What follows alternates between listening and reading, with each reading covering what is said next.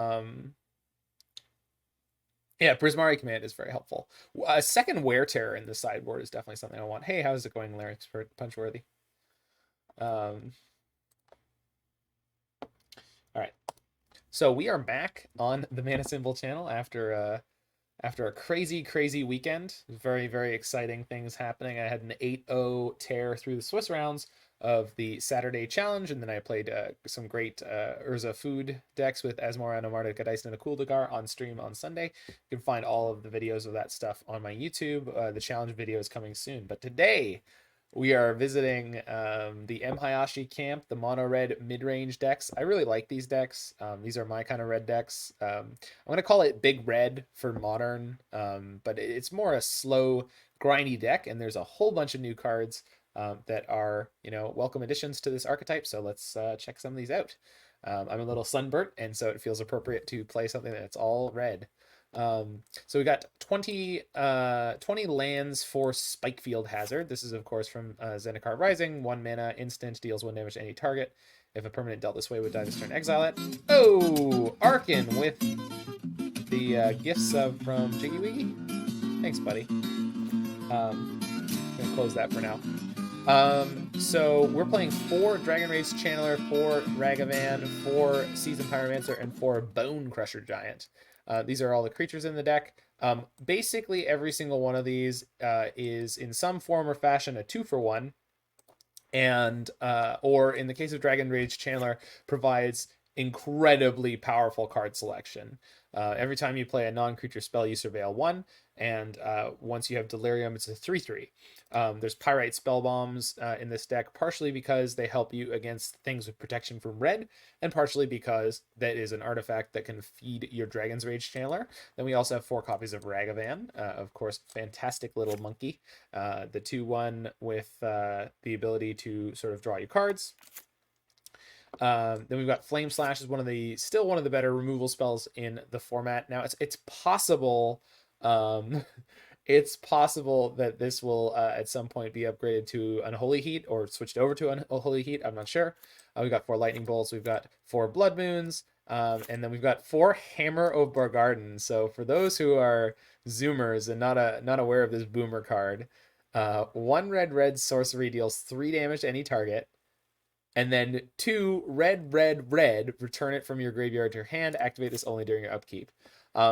This deck's plan overall is to be very grindy, very slow to win.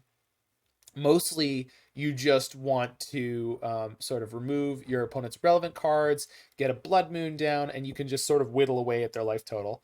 And while this is an Obosh deck, and will eventually push a ton of damage by deploying Obosh at the correct time, you don't need to do that in a hurry, and Obosh being 5 mana, I mean, you're just going to hit natural land drops as you go along.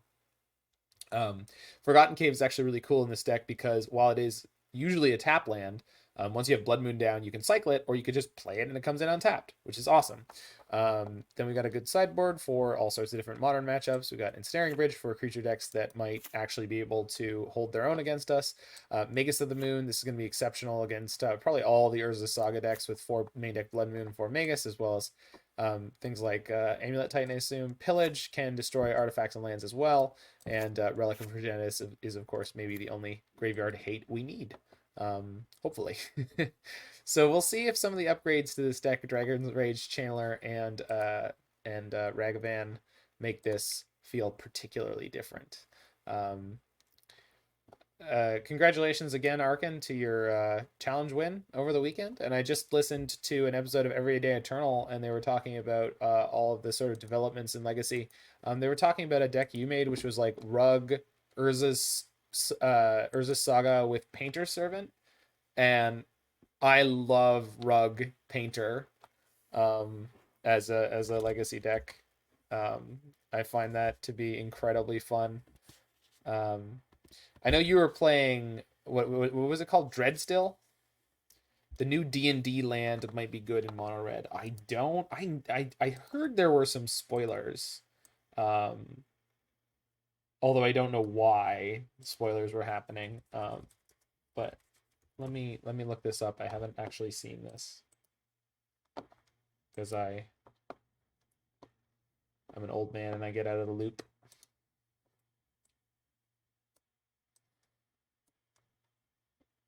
Nope. It's not what I want. It's like Goblin Rabble Master, but on land. That sounds terrifying. Forgotten Realms.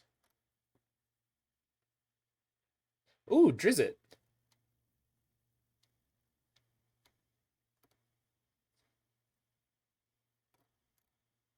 It's not here. Whatever it is, it's not here yet.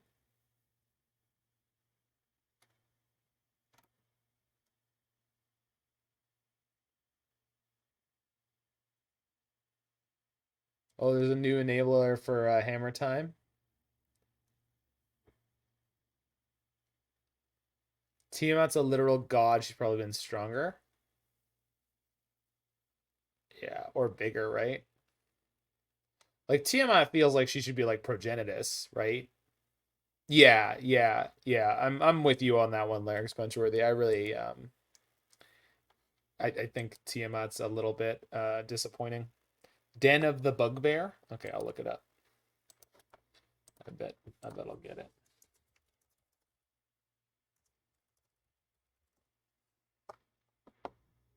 Apparently we're talking about the Bugbear land.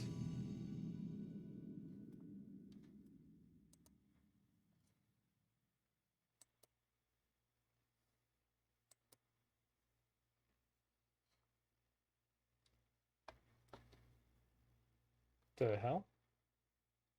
Okay, here we go. It's a land. If you control 2 or more other lands, it enters the battlefield tapped. Tap add red. 3 in a red. Until end of turn, Den of the Bugbear becomes a 3/2 red goblin creature with, whenever this creature attacks, create a 1/1 red goblin creature that's tapped and attacking. It's still land. Huh. That's pretty cool. The enter the battlefield tapped if it's your 3rd land or higher is kind of nuts. It makes sense. But I've obviously I've never thought of that template before. All right. All right. Hand seems fine. Probably going to. Yeah, but it enters the battlefield untapped, but it can't do that if you're going to be able to activate it, which is the cute part, right? In theory, I mean, obviously you can create extra mana from other sources, right? Oh, please play like an Arbor Elf. Sprawl. I didn't want to see that. Utopia Sprawl. I'll play the Pyrite Spellbomb. I don't think that Bonecrusher is something that I really need to have here.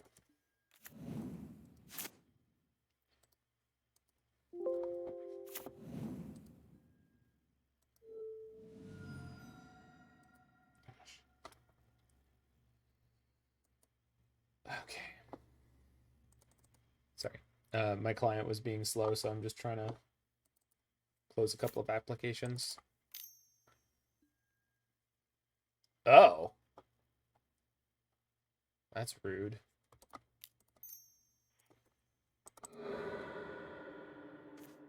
All right, we drew an extra land. We're a 24 land deck, so we should be able to survive any of this nonsense. I'm going to play Spikefield Cave into Dragon's Rage Chandler. Yeah, it's just a 1/1, but this deck, as is, probably won't be able to kill this for free. I mean, if they play Ren and 6 this turn, it means they're not hitting me with any land destruction. I will not, Larynx. You can always watch it on the replay.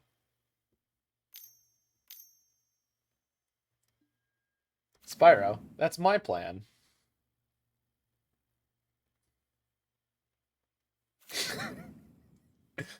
I now need to have partners so I can have animated emotes, by the way. That's the only thing that matters now, is that I have to get partners so I can have Homer going exactly.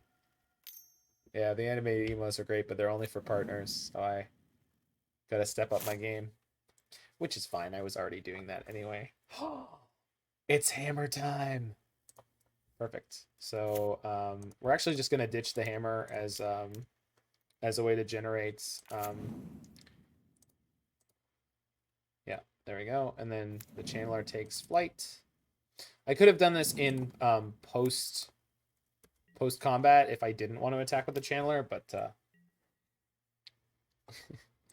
well, it's gonna take more than a small amount of consistency layering, so you have to do something that people are really gonna like, and you probably have to be at it for a while. Yeah, I know muffins. That's why I named it what I did.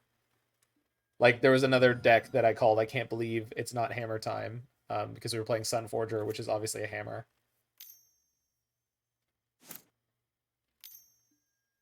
Scoos. Well, that's unfortunate. I feel like League is an even worse idea in terms of something that you want to get into and have people go in for. You say it's easy mode? I don't know about that one. Pretty sure you're joking. All right, so they tapped down all their... Oh, but they ate one of their creatures. I wasn't expecting that. All right, so we got to draw a Flame Slash here. League's the most toxic community. It's certainly up there as far as what I've been told. That's no good. Definitely looking to draw Flame Slash. It's not a Flame Slash. I mean, I can go double. So I got sorcery and this is no good. So I can't get the Dragon's Rage Channeler flying here, but I can just attack with Spyro, and then most ways that they can block here, I will end up on top. Yeah, we just probably stomp one of these.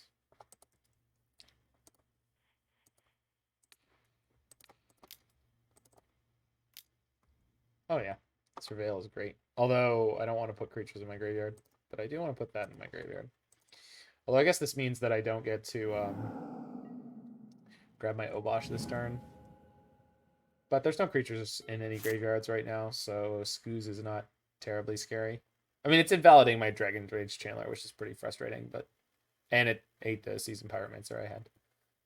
But we're okay so far. Just kind of stonewalling me a little bit. Karen? Oh my goodness. 6 mana out of Ponza? Like crazy? Inferno Titan. Fuck. Sun Titan. Oh, Shatter Skull Smashing. Yeah, okay, fair enough. Man, that sucks. And then Scavenging Ooze gets to eat one of them right away. Yeah. The Seasoned Pyromancer, obviously.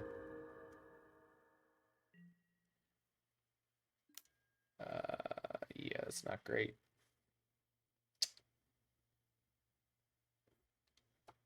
I mean, I guess I'll get the Seasoned Pyro off the battlefield. Preserve my life total a little bit. We can win a grindy game. I just need to find a way to kill this damn Scavenging Ooze. And good. Another Seasoned Pyromancer would be good. Lightning Bolt, if I can get to my Obosh, would be good. Although I'm kind of looking to hit my next 2 land drops that way.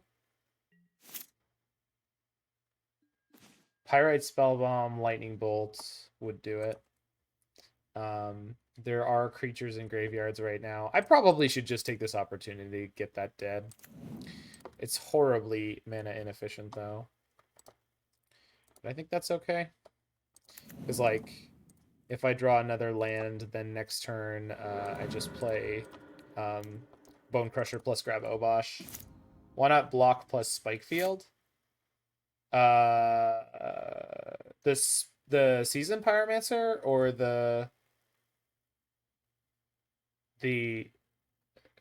Scavenging Ooze that was a 5/5.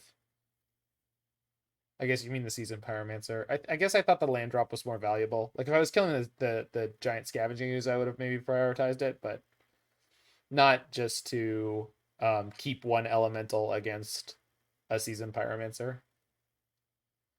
It just doesn't seem super worthwhile to me.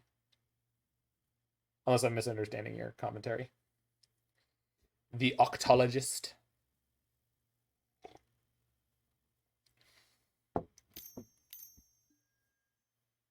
Crap. Alright, well. That's incredibly bad news. Chalice. Interesting choice. Lands are... Oh, yeah. I guess the exile clause could have been relevant. Jeez, timing. Alright, well, I guess they're going to get Ensnaring Bridge, and then the rest of this game is going to suck, unless I immediately draw Stomp. Yeah, well, lands are really important for this deck, especially. Oh, we could draw the Hammer, too, if they... Jeez. Stamp. Stamp! How's it going, Brian?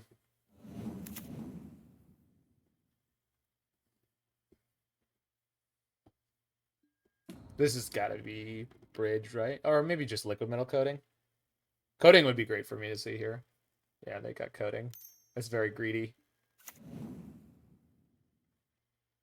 Maybe they have multiple Karns. Yeah, maybe not. Probably not. And they just played a Seasoned Pyromancer, so yeah. Well, that's no good. Okay, well, looks like we're getting strip mined, friends.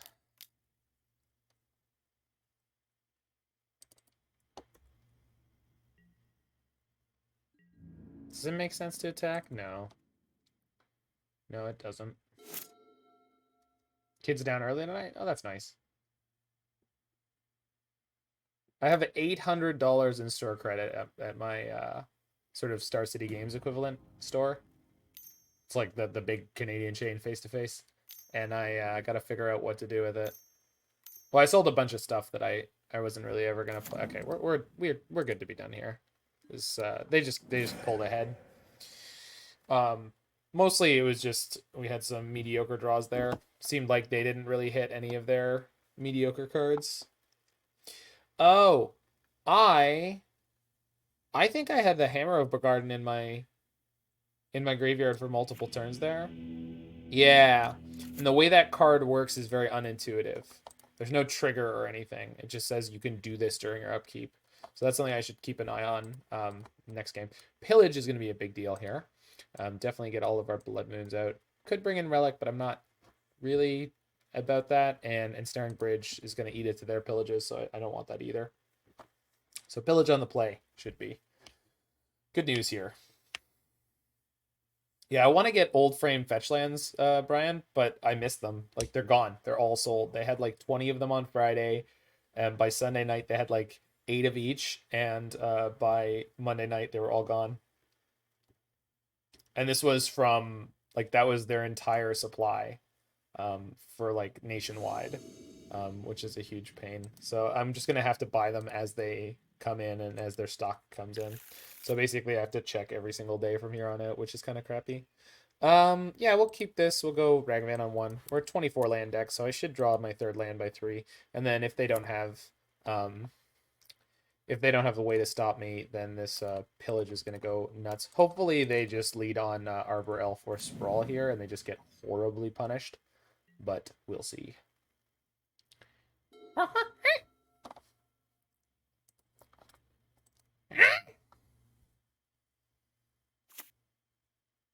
Don't do it. Oh, that's fine.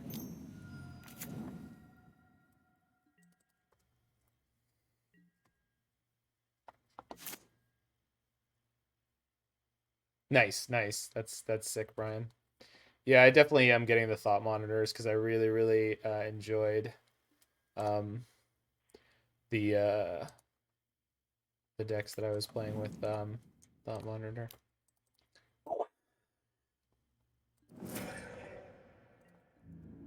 Smash.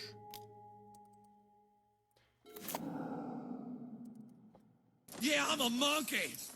Give this monkey what she wants. Any thoughts on Fury? Obosh could double its damage trigger. I just trust this deck list that was built by someone who did quite well in the Sunday Challenge old Overholt. So that may be that is a very good thing you can be playing in this deck, but I didn't I don't usually change these decks before I play them, and I haven't played this archetype with these cards in it, so yeah, I just like to try them as they are. Like I always assume the person building it knows better than I do, right? Now let's hit the dragon again. Arbor Elf? No, I don't need that. And you don't need that. Boop! Right on the nose. Alright. Enjoy your turn, opponent. Is it nice? Is it nice being pillaged?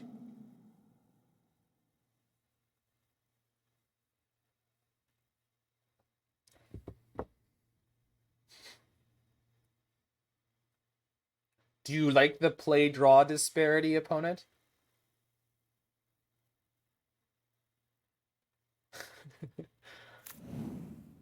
Always were, Lawrence Parchworthy. Always were. We always were the pawns of deck. We just didn't tell them. It's too late now. Always has been. Always will be. I lost game one, Jen and I, but that's okay. They had a good strong start, and we just kind of petered out. Give me that treasure, baby. Man, the treasure tokens with Obosh are freaking nuts, right?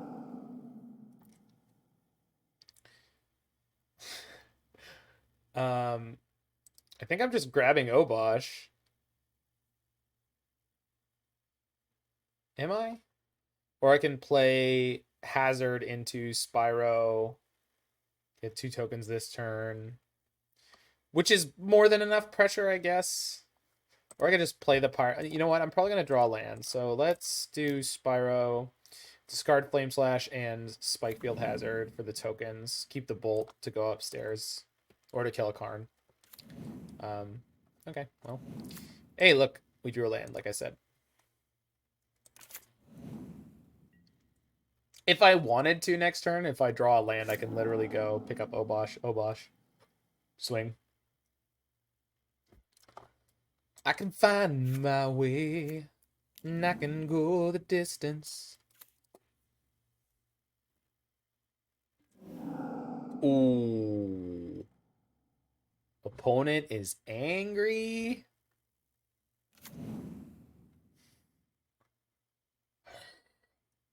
Fury. What's the uncard? Crimson Fury, Rage of Molten Raging Fire.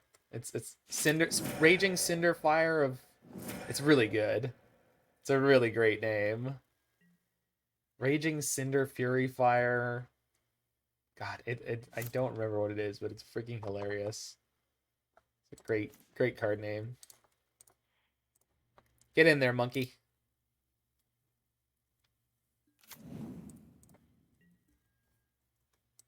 Yeah, I'm a monkey. Give this monkey what she wants.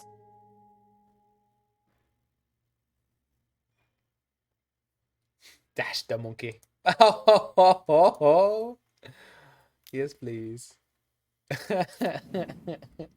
Oh, what if we ever pick up one of their liquid metal coatings? Oh, now I'm excited. I'm gonna do opponent play Karn. Dash the monkey. Maybe I was just supposed to play Ragavan this turn and grab the Obosh. That's possible too.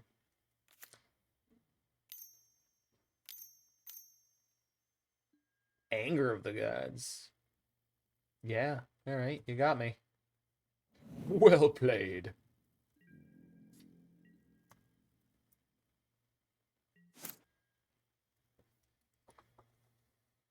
Opponent's on like no resources though, so.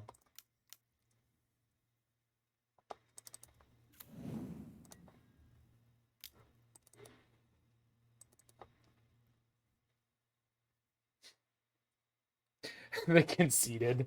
It's hammer time. Nope. It's hammer time.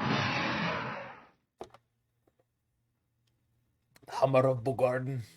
Oh, aye. 'Tis a weighty hammer. Weighty implement of destruction. That's what it is. All right. Yeah, we're good. How's it going, Stick Bull? Hope you're having a good night, buddy.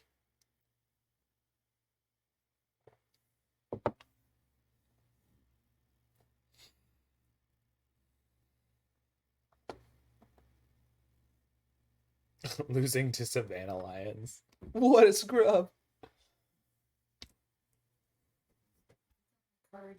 Oh, sure. Yeah. You going to the store?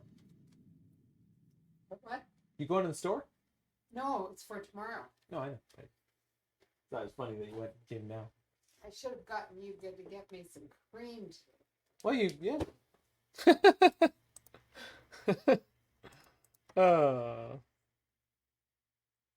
Oh, thanks, Stickball. The Simpsons ones, yeah, they're a labor of love. I mean, the last time I tried combining two of the things I loved was cooking and magic, and obviously, that didn't work. But you keep at it, and you actually, like, in that case, I had no illusion that anyone was going to be super stoked about those. But now, I hit something where it was like, oh yeah, this just makes sense. Like, obviously. Okay, could you just Harbor Elf one time? So do I want to run out one of my islands here? Not island. Mountains. No, it doesn't really get me anywhere. I made videos called MTG Kitchen. They're literally the first things on the Mana Symbol channel. If you look on my YouTube channel, Stickball, and you go all the way back to the beginning, there's like 6 videos called MTG Kitchen, and they're like deck techs and cooking. I made pizza. I made bacon mushroom omelet. I made smoothie. I made, yeah, all sorts of stuff.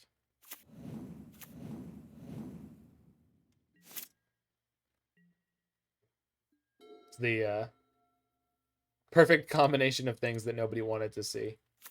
I mean, I think the way I chose to create them was not that good, but did they just miss their land drop after playing Seasoned Pyromancer? They definitely did. This has got to be a pillage. Nope.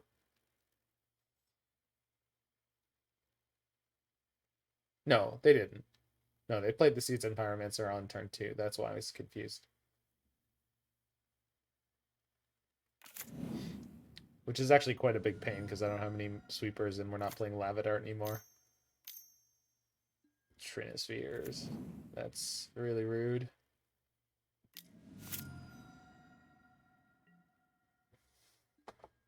Not that rude, though. 3 ball. Corner pocket.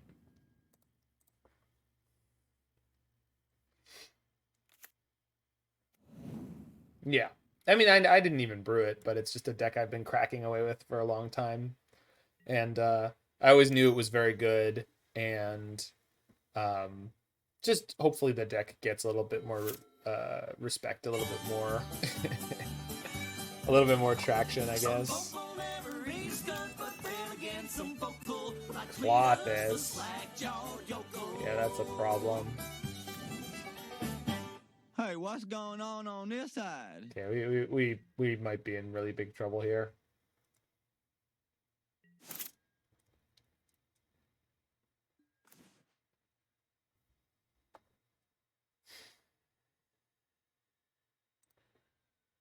Freaking Trinisphere, huh? And we just have like no... Oh, I do have Pillages in the deck right now, but we just haven't hit one yet.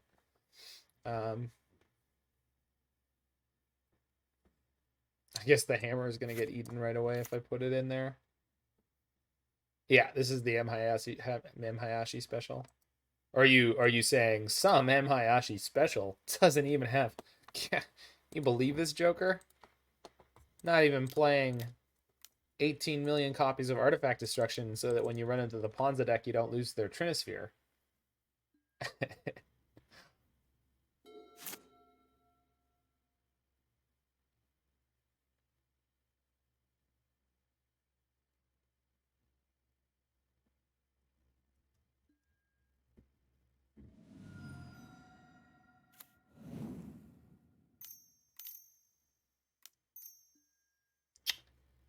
Well, that's fantastically mad. All right, we're done here. We're not coming back from this. Even if I draw Pillage immediately, there's no way we're coming back from that. Very, very good curve out of them, and showing off the power that their deck has with slamming out early 3-wall. I don't feel bad about that one. It's just like gonna be a tough matchup. A little bit coin flippy, a little bit luck dependent.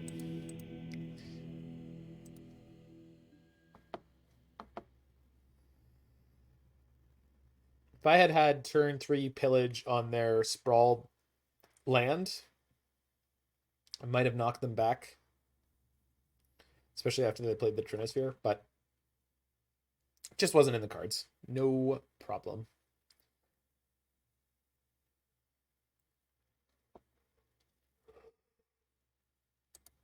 So this deck is certainly able to grind out against most things, but that was pretty nuts. What's up, Popper Fiends?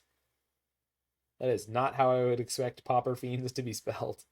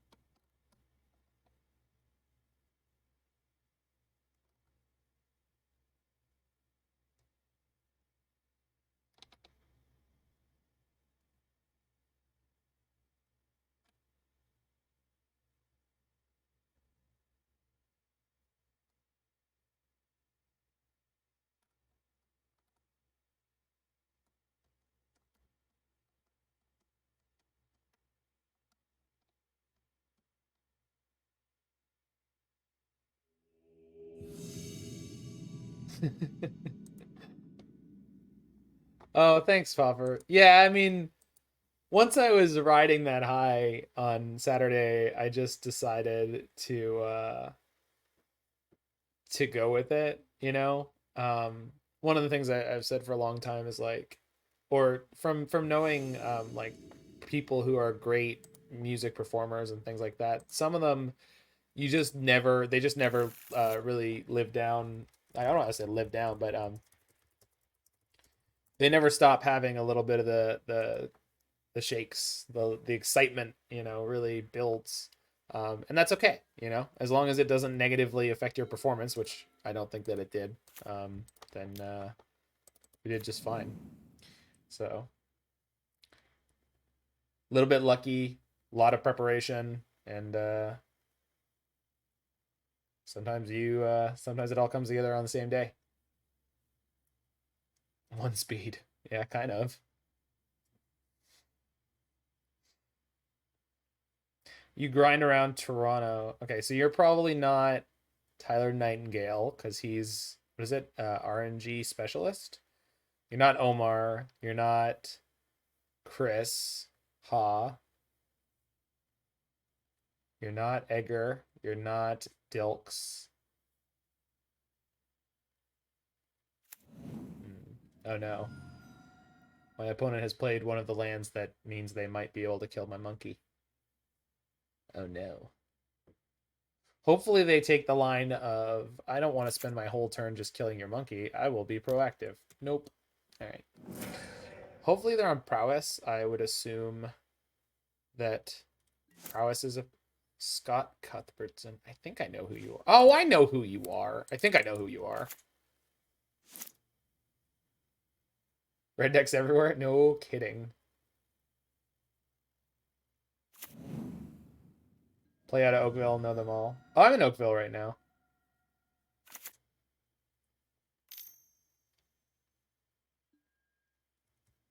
Toronto end bosses. Yeah, that's them. Dom Harvey. I think he's still around. I don't know if he moved or... Wow. They're going to play the Storm Dino. The third Manamorphose goes green, green. Boosh. Is this Murktide Regent? It is. Wow. Okay, well. I have the out for that one.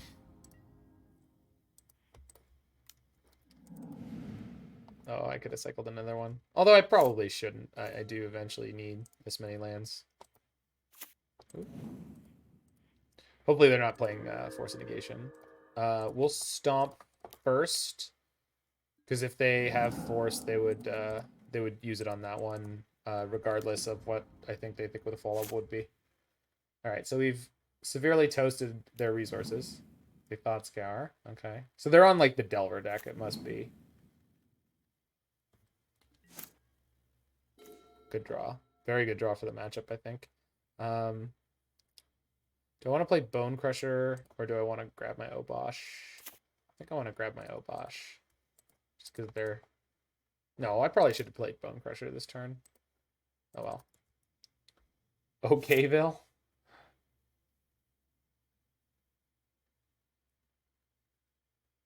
Have I checked out Comet Connection? No, I've heard of it many times. I think I've driven by it or biked by it. I think I know where it is, but I've never just gone out to check it out. I guess that would be a more local LGS for me than going all the way into Toronto. Jeez, how controlling do I think they are? I guess probably enough. No, no counterspell. Okay, well, Bonecrusher's good. Bonecrusher with Obosh follow-up is great because then it starts shocking for 4. Unless they immediately have the Lightning Bolt, then it doesn't do anything. Oh, heck. I see. I see. For the love of heck. Heck and gosh darn. So I think I go Stomp Bonecrusher.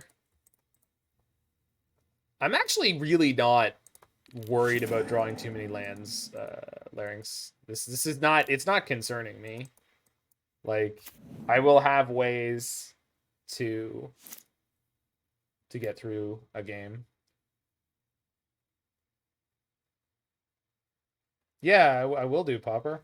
I just never had the I had never had the motivation to do so. I would always travel into Toronto if I wanted to play because, well, that's where all my friends live, right? Like, that's where all the people I know are. So, pretty much. Yeah, might want OP to die. He will! Little angry Roo. OP's gonna die, don't worry. Don't worry, little panda. OP's going down. Obosh is here. Smash! Womp! They're dying very quickly. They're dying very quickly.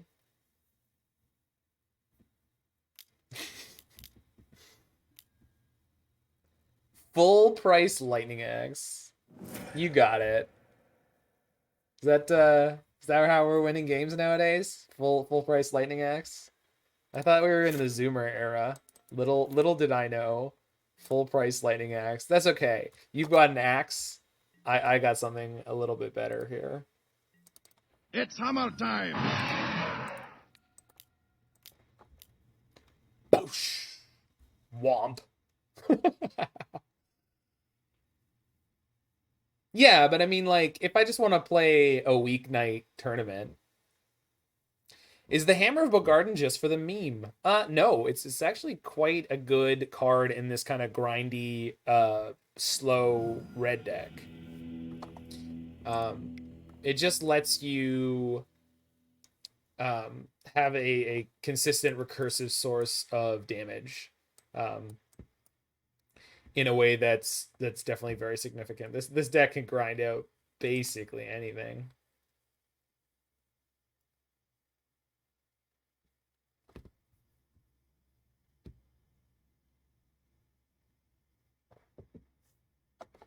As far as is my understanding.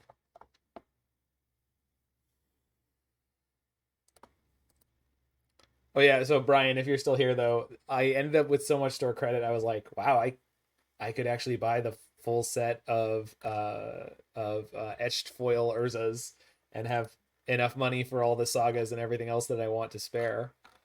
But I already own 4 Urzas, so I was like, nah.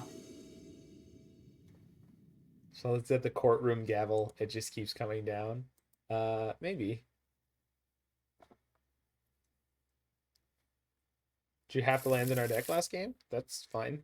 We used them all, didn't we? Did we ever stop using them? Like, was it problematic that we had that many lands? I don't think that it was. Blue. Looks like Serum Visions. Sleight of hand. Okay. And they... Okay. So they want to cast something like Faithless Salvaging on this turn. Oh, I guess I could Relic and just start eating their graveyard and then play Ragavan with Dash next turn, especially if they tap down. Every land you drew was a lightning bolt you weren't casting? I don't think I understand. I don't know that your argument actually makes any sense. Every land you drew was a lightning bolt you weren't casting. Do you mean it was... Do you mean was a lightning bolt I wasn't drawing? I guess so, but I don't know. I'm just not worried about it. One thing I'm interested to see is if the lack of... Wow, that was... Okay. Blue-Red Phoenix looking strong. Strength from the Blue-Red Phoenix deck. Well, enjoy your vacation, my friend. And enjoy being able to watch stream while on vacation.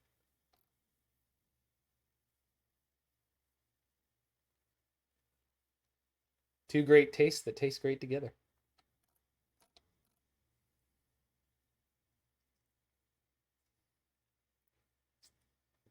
Courtroom Gamble. No, I think it needs a...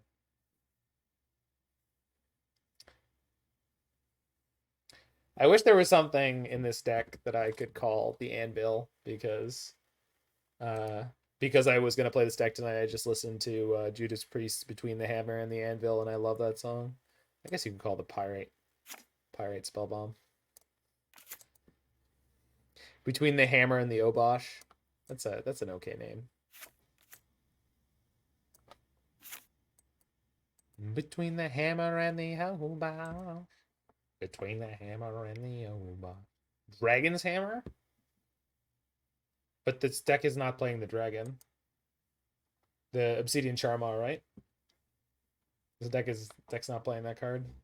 Unless you mean Dragon's Rage Hamler.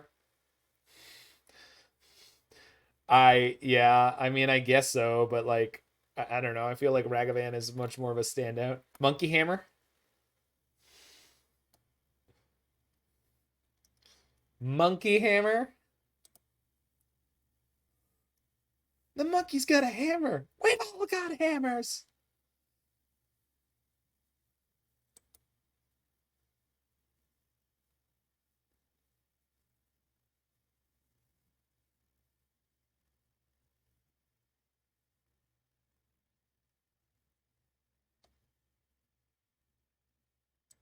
I did see the retro frame promos that LGSs are going to get to have, and those are exciting to me. Even though I'm not actually interested in most of these cards. Like, the concept is great. I think out of any of these that I'd actually want is the Scavenging Ooze, and I don't actually want it in foil, but it's cool. Oh. Apparently we're not getting them, though. Should be known throughout the land as Monkey Hammer. Yeah, I did see the leaked red land. The Bugbear Den? Den of the Bugbears? Something like that. Yeah, I saw that. It looks pretty cool. Not, like, insane or anything, but it looks good.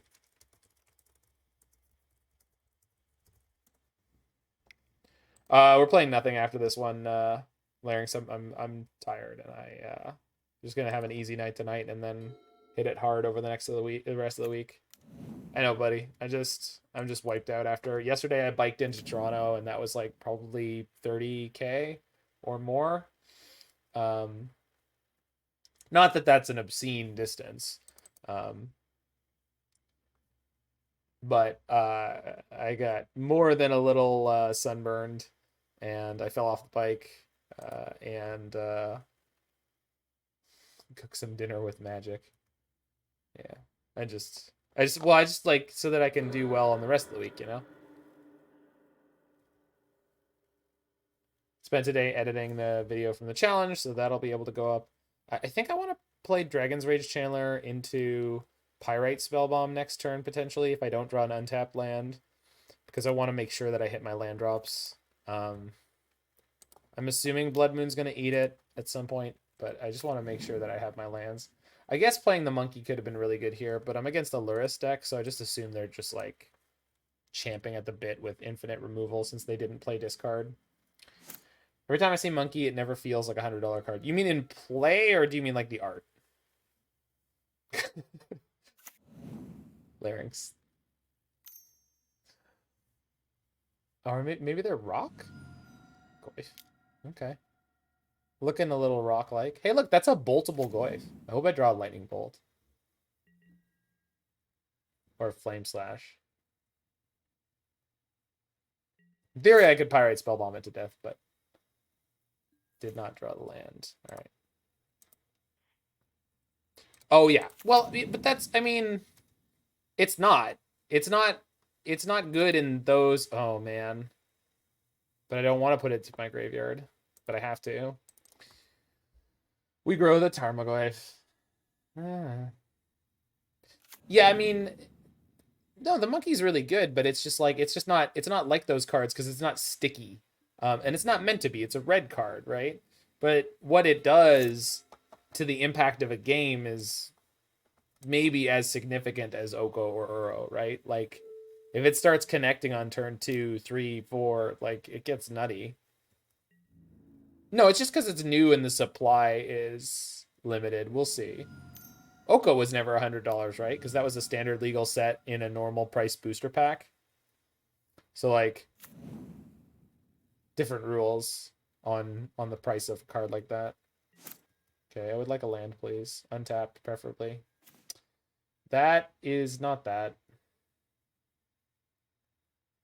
And I can't dash a monkey. Greater Oromancy is $100. I mean, that's not surprising.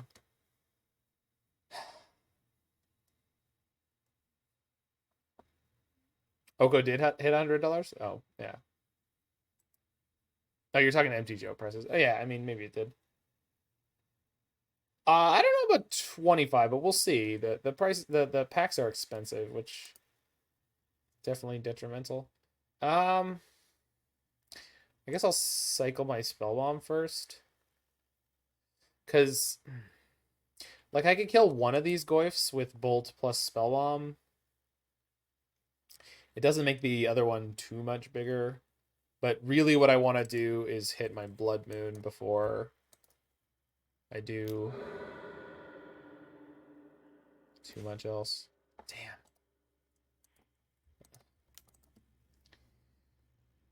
Well, at least this disincentivizes them from attacking with both Tarmogoyfs here. Plus they just have like double removal now.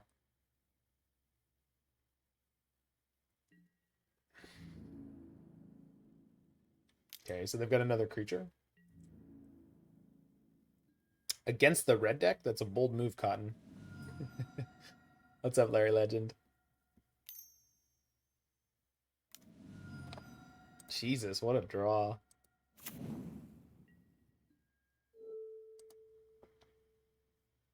Sorry, my computer's choking up. I'm trying to ban this bot. Alright, that should have gotten it. There we go.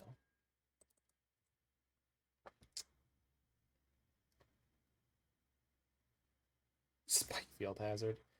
Had to be ETB tapped. I can kill the Goyf with double removal. Then connect with the Ragavan. Get a temporary mana. Then I have to deal with 2 3/4s.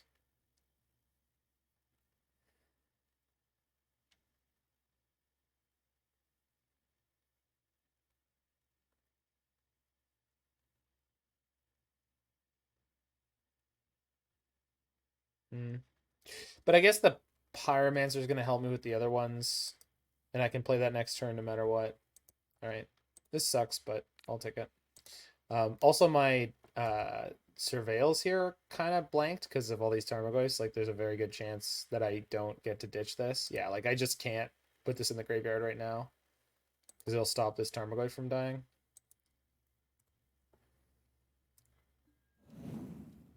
Yeah.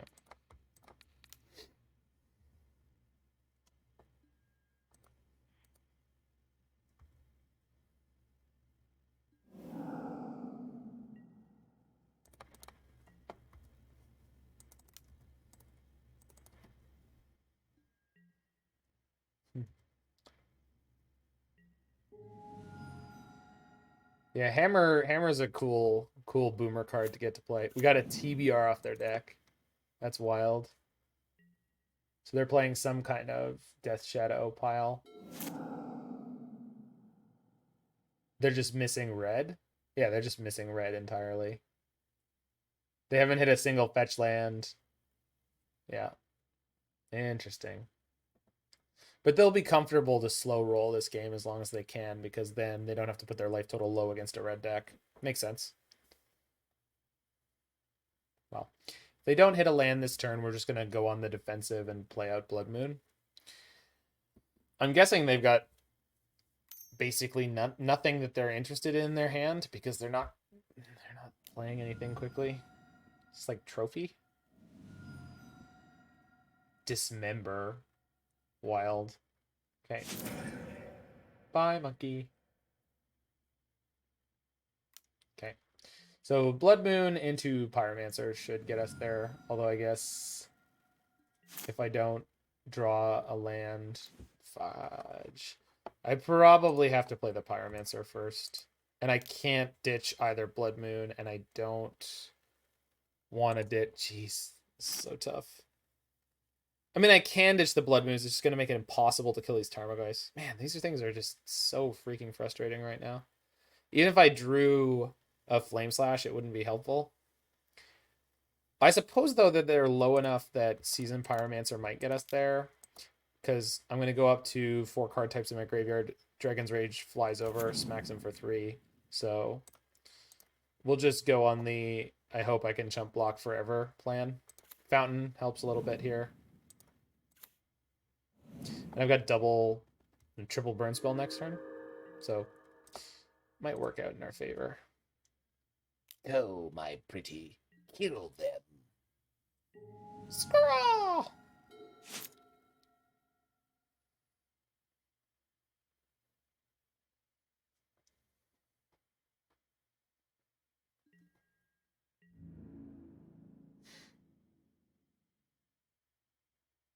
It has flying. Really? Opponent feels like being dead. Okay. I get that.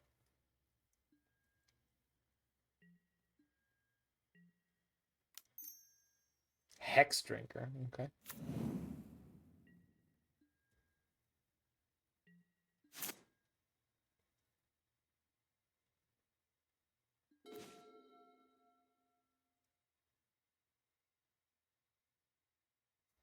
So I just put them to 5. Chump block a Goyf, stomp the Hex Drinker, put them to 2 and stomp them. I'm learning, Larynx Punchworthy. I'm learning.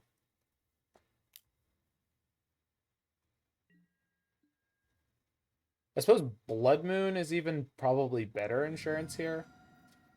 Unless if they draw another land, they could play the land, make the Hex Drinker 4/4, and then no, that works for me. So I can either play nothing here or play Blood Moon. And either way, I'm fairly likely to win. I guess Blood Moon is probably better, unless they're holding a TBR that they can't cast right now. All right, we'll go that direction. No, it's actually a bad idea. We've seen Temur Battle Rage from their deck side. So there's a very good chance that would actually end up with me dead. Maybe they go fetch Shock here for something. They might just go fetch, make Hex Drinker a 4/4, but we end up winning on that one. There is not a land in a graveyard right now, so the Tarmogoyf is going to be bigger. If they just have Lightning Bolt, we're toast. But they may have to fetch shock for it, so we'll see.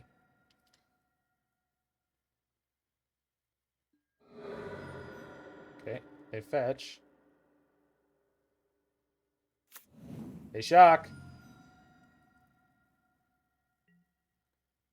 Doesn't pass priority? That's funny. This is probably not going to work out the way you want it.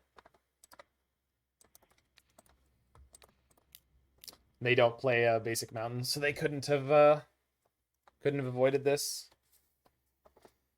I'll leave that on top if they let me. Yeah, so like, sorry, TBR was one reason not to play Blood Moon, but I guess Lightning Bolt was obviously another one. Because they could have like 3 Lightning Bolts in their hand right now. We'd never know, right? Because they've just been stuck without red mana. So Blood Mooning them actually could have been a loss, but we stole victory from the jaws of defeat. I'm going to keep the Blood Moons.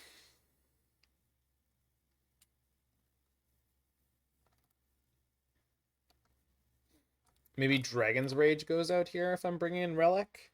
Does that make sense? I think it does because I want to blank their Tarmogoyfs. And then maybe we're supposed to bring in Bridge. Relic will exile my hammers, so let's... Well, but if I'm bringing in Bridge, I probably want all the hammers. Seems like a tricky balancing act here. Maybe Ragavan's was supposed to go. DRC is greater than Monkey, though. Yeah, I think you're probably right. And like we can leave in Bridge because we can actually keep Bridge on like 3. Cut the lands. Oh, Larynx. Spellbomb sucks? Alright, fair enough.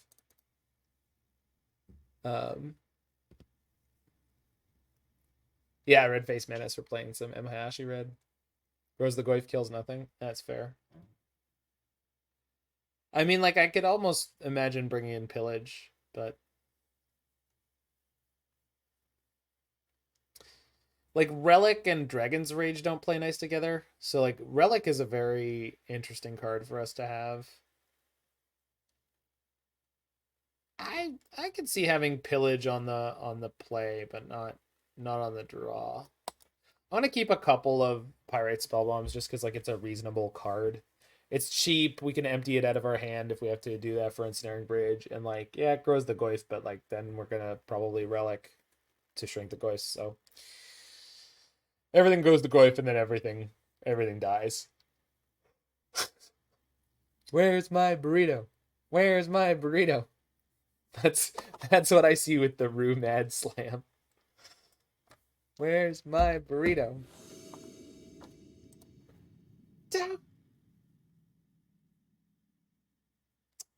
This is a hand.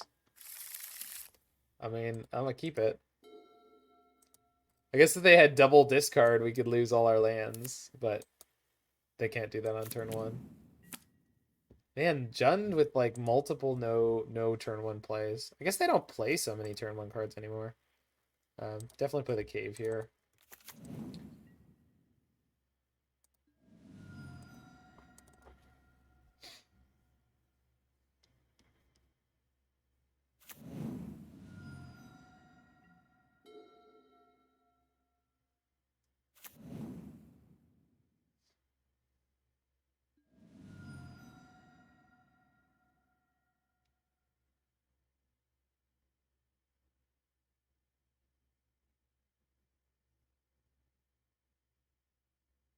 God, I love Bonecrusher Giant.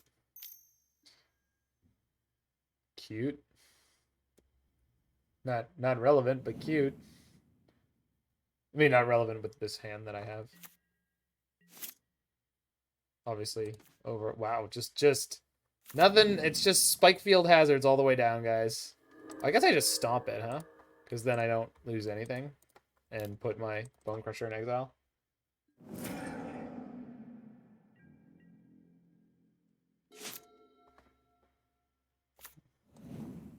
That seems strange to me, Alex, but maybe it's okay. That Goyf is about to be very sad. Small Goyf.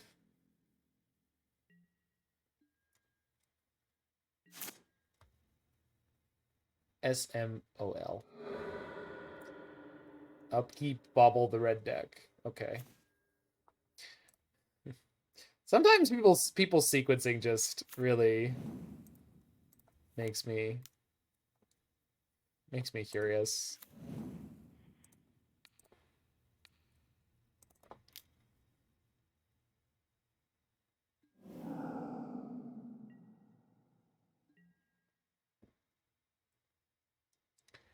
Yeah, I guess, Alex. I guess. So I want to keep my mana open and pop the relic if they have any artifact destruction here. Not that they're likely to point it at relic, but it's like I can take 3 damage from a Goyf. I'm at 22. Man, Radiant Fountain is just so nice for these decks. It's a quality construction here from the ground up, man.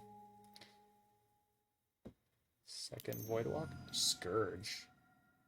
But what if I drew another Radiant Fountain? You're funny, opponent. I like you. I would Spikefield Hazard that, but like, there's a good chance I don't draw land, and I want to be able to.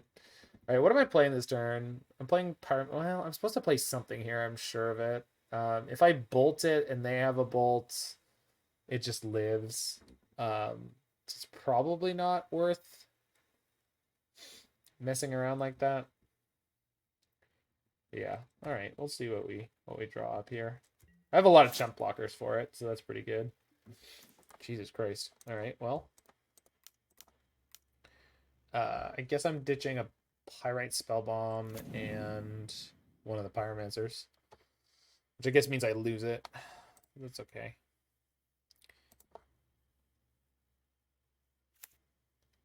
There's the land. Good. All right. Now, if they play Bolt, we just go Spikefield the Scourge. Or Dismember. Well, no, Dismember wouldn't work.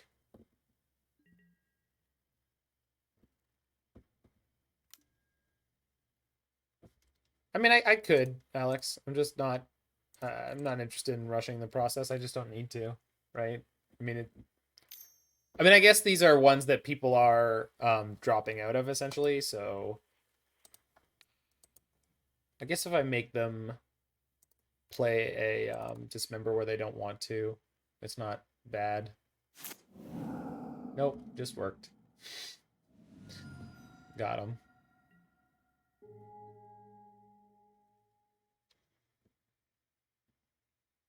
Good MTG bot. Good.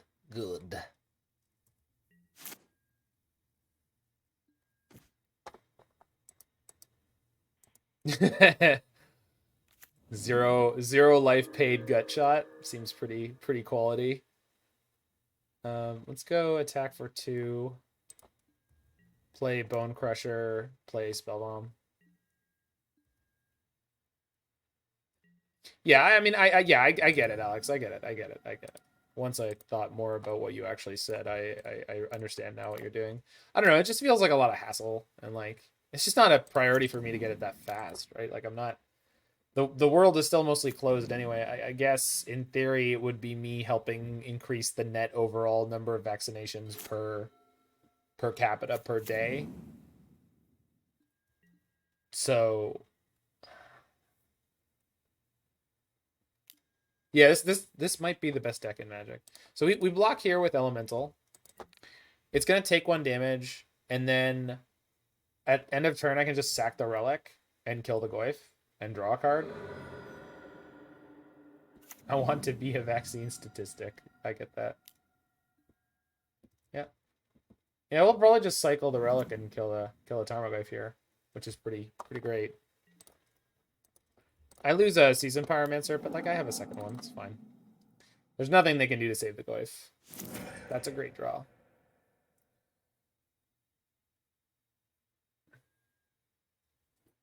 Dude is fetching instead of joking it up to save Goyf. Pardon? I don't think they could save the Goyf from that play, right? Once it had the damage marked on it, I don't think there was a way to save it.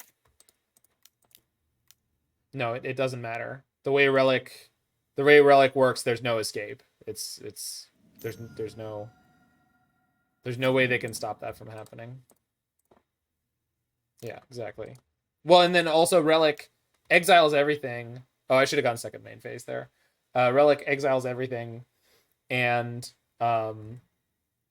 exiles itself as the cost. So it's just like once that ability resolves, the graveyards will be blank. It's not, there's no argument. The graveyard will be blank. Thoughtseize? Okay. I guess Thoughtseize into TBR would almost kill me. I mean, they get to grab the Obosh if they want it, which they should. Probably. Yeah. Okay. They don't have the TBR is what they're telling me. They're also at Virtual 1. So if I attack with both my creatures and they don't have removal, it's just over. So let's do that. And then, like, if they kill my Seasoned Pyromancer, then we just have multiple blockers. Yeah. Uh-huh. You know my hand. You're not playing any life gain spells. Like, yeah. What are you doing? Kozilek's return, huh? Okay. So if I bolt their shadow... Well, bolt was going to kill their shadow anyway. But I suppose we will do that.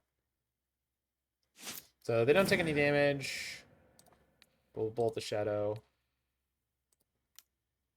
Oops. Should have done it after combat damage. Whatever. And then probably just hold and exile Seasoned Pyromancer here.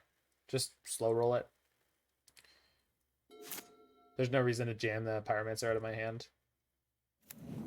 Sort of more mana efficient to just exile the one out of my graveyard, get them on the little clock. They're grabbing Luris, which they can't play yet. That's cute. Pyromancer. Bleh.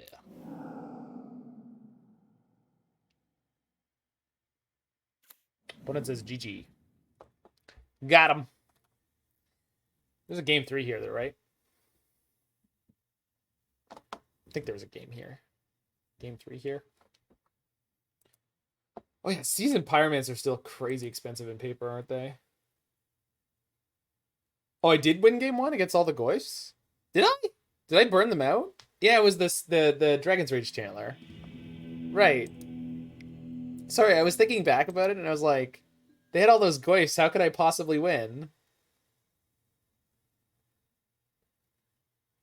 Yeah, they're like $50. I mean, they're a mythic. Hi, Robert. Yeah. That was actually a really cool play that worked out.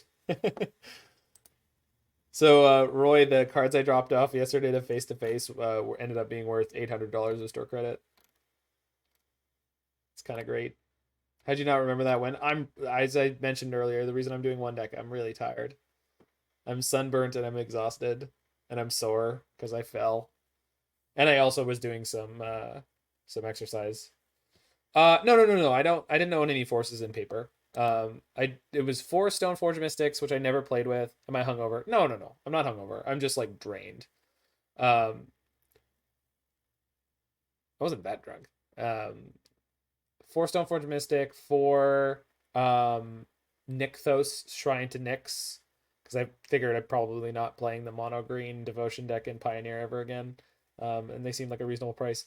For oh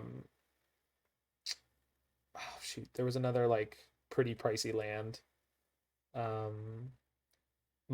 My Ulamog that I played in the Pioneer deck, because the Ulamog was like $100.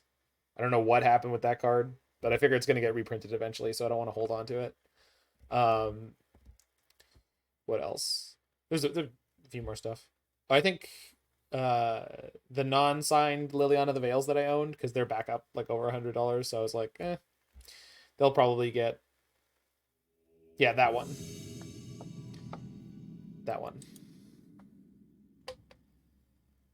Yeah. I don't really know what pumped it other than the fact that it hasn't been reprinted multiple times. Because in Double Masters they did the no, in Ultimate Masters they did the classic Titans. All right. Keep. Should tell you. I mean, I just went with the if you don't think you're ever gonna play with it. Like I own 3 Lilianas and I basically never played with them. And I had one that was signed, so I kept that one because Face would rank it as damaged and not give me a good price on it. Because I bought the signed one that was at ANC when I was working there back in the day. Signed in purple. Opponent moles 2/4. So are you Tron or are you just an unlucky, poor unlucky soul? Yeah, these are great basics. Odyssey has the best mountains. Well, there's one from Onslaught that I really like, but overall, I really like the ones from Odyssey.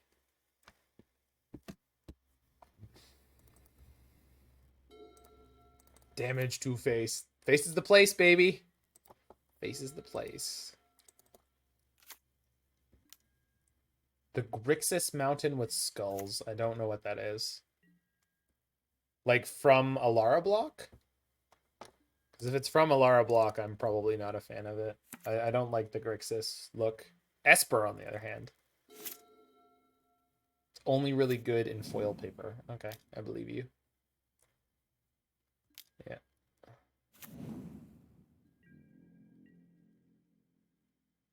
So do I go like Bolt Hammer on their Strangleroot Geist? I think I do. Because if they just curve into Yawgmoth here, I'm not going to be happy. Hopefully I draw better action than what I have. Yo, thanks for the follow there. Styx Loves Me. I love that band.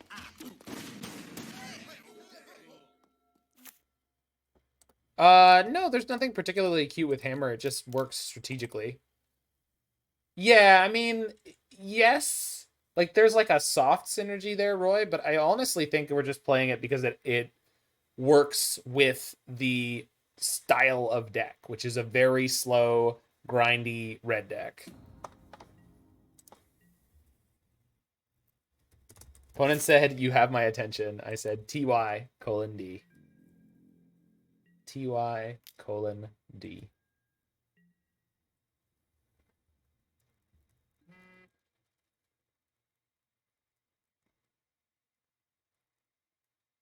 Yeah, Hammer is definitely a good grinding card.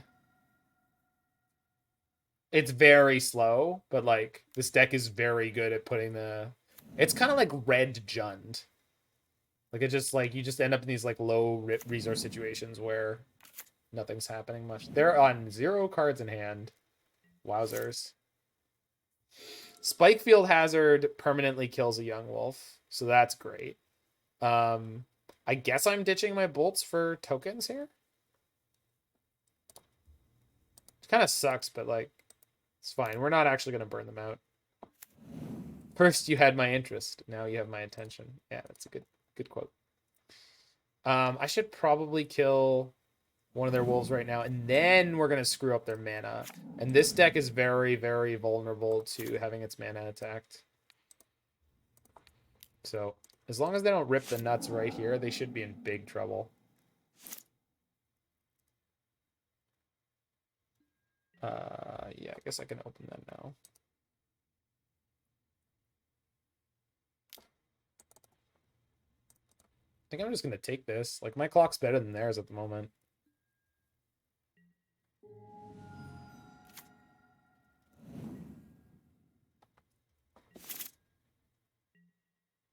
Yeah, this looks over.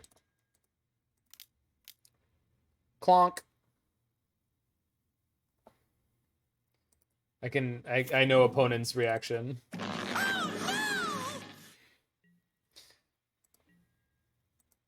Deck is surprisingly soft to Blood Moon. I don't know why your link didn't work, Alex. Yeah, this is game 1. This is in fact game 1. Red face menace. The officer's response: No, no, no. I want to see where he's going with this. Let's see where he's going with this.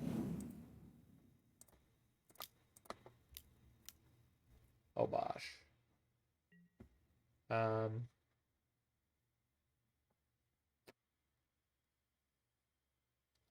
Go ahead and attack with my elementals here. If they trade their wolves up, it means that I now have the ability to remove them, and removing them means they can't court anymore. Okay, so we're gonna kill the first one that comes back before the second one comes back, so they can't cord at all. Because if they have 2 green creatures, a forest, and they can cord for X3. So it's important to actually nail this timing wise. I mean, it's not that important. If they could have corded, they honestly should have done it before combat damage, but maybe they just were like a little too big britches trying to make smart plays. Fancy play syndrome. Do you or a loved one suffer from FPS? Fancy play syndrome is all over the Magic playing world. Not just for boomers anymore. Well, admitting it is the first step, Player Legend. Admitting it is the first step. How do I want to play this?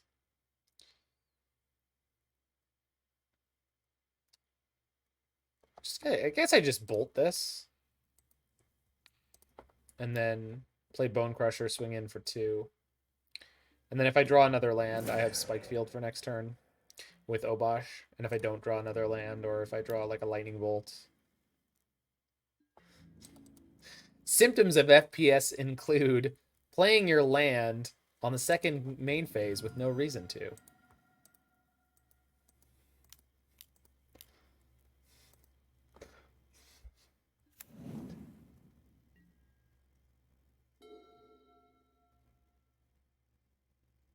Yeah. Only ever playing instance on your opponent's end step. Yep, that's another good one.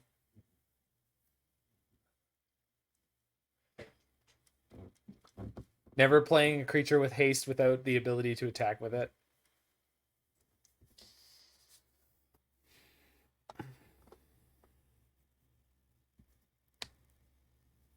Fetching in response to spells. Yeah. Not playing a spell unkicked because you think you're going to kick it later.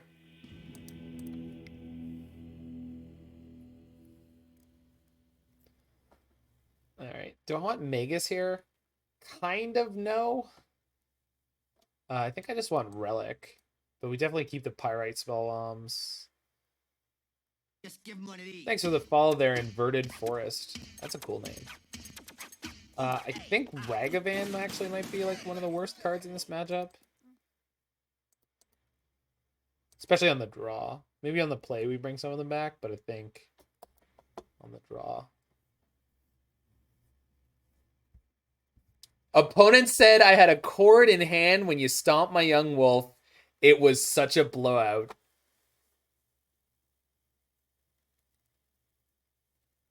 I mean, I'm not saying that I sometimes know what I'm talking about, but it's entirely possible sometimes. Shoulda corded before damage XD.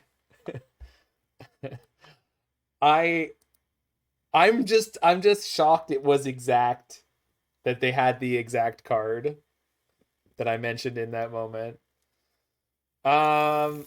So we're a 24 land deck. I'm gonna keep this, assuming that we're gonna hit in the first couple turns. I have multiple removal spells if I want to slow them down. So if I hit my land on 2 and they play like a Birds of Paradise, we'll kill that. If I don't, yeah. So young wolf, I'm not killing on 1. It's just gonna hit me for 1, and that's gonna be fine. This is maybe problematic. I'm gonna set an upkeep stop. No, I always have the upkeep stop in this set in this deck, but it's possible we're gonna bolt something during my upkeep to try to surveil into the land.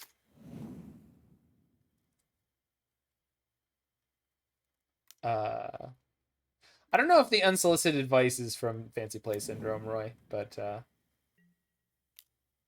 we gotta write out better symptoms of FPS, because they're definitely like good comedic potential there.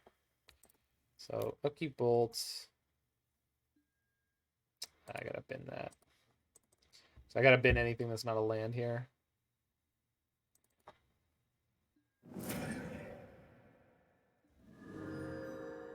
That's a land. It's not one I want to play as a.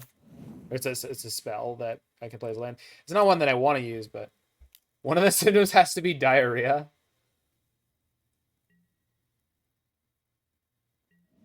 Yeah. Well, I mean that's the usual way you do that kind of joke, right, Roy? You tie it in with something that makes no sense, but it's always in the ads. Or the classic Olestra one, which was leakage. Let's say leakage, because I don't want to associate. I don't want to say the other word that's associated with the actual.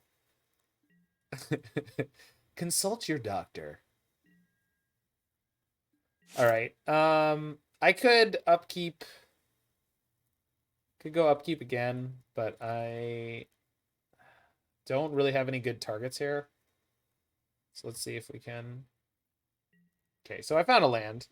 I'm just gonna raw attack with Dragon Rage Channeler here. If they block, I get to Flame Slash post combat, which I'm more than happy to do. See, if I were them, I would have just taken it. Why would you do that to yourself? I don't know. Flame Slash.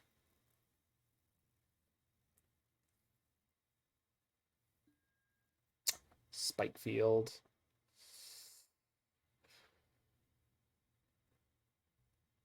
Do I want that? I mean, I want it just because it's a land, but I think we've been this.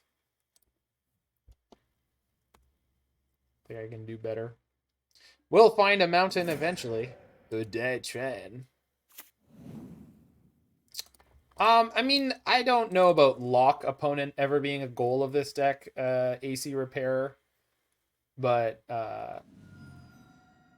like you play Blood Moon just because it's good in the meta. Like this deck is just like a grindy mid-range value deck that has a lot of different ways it can end up winning games.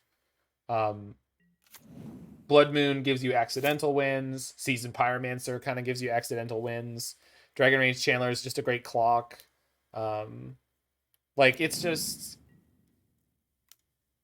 a solid mid-range deck that has a lot of like inbuilt 2-for-1s.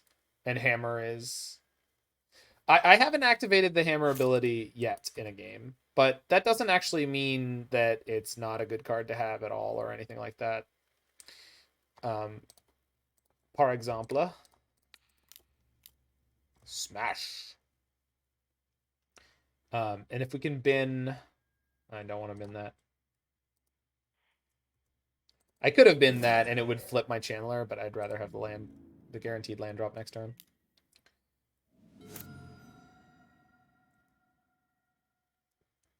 Yawgmoth deck having Yawgmoth deck problems over there. But yeah, I mean, when you get to the mid to late game, a lot of the time you just want mana sinks like that. Should you be running fetch lands in this deck? Well, with Blood Moon, probably not. And you have Forgotten Caves, which cycle, right? So you can push those into your graveyard if you want to. You also have the Dragon's Rage Chandler. Like, once you've hit your lands like you normally want to. Are they going to Surgical me? They are. I'm definitely getting Surgical right now. Or they're considering it. Okay, I'm pretty sure I'm jamming out this Hammer of Bogardan this turn. Well... No, probably not. Well, I'll just discard it to Pyro here. And then... This is not going to flip my Dragon's Rage Chandler, but maybe we can find a way to do it. Suppose I could play the Bolt first. See if I can flip the Channeler. Yeah, it's fine. I mean, probably keep that.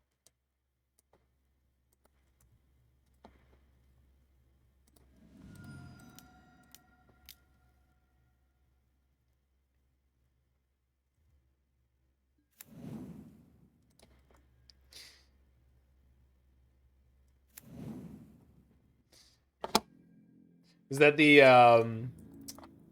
is that Spiffy, Georgie boy? With just one application of Spiffy, you'll think the corpse is still warm. Oh, surgery for $129.99.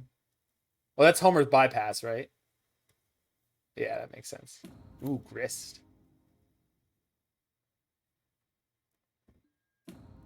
They're just making a token? Okay, that's good news for us. Because we're getting in close range of the burnout here. Would you consider grist in black-green Infect, Roy? Obviously, it doesn't have Infect itself, but it's just like a super good flexible card. Probably out of the sideboard, I guess.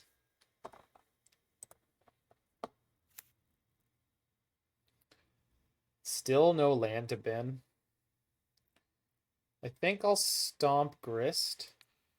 See if I can't get my Channeler flying.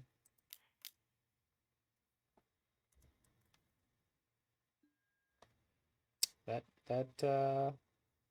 that gonna do it? Yeah, that's gonna do it. Okay.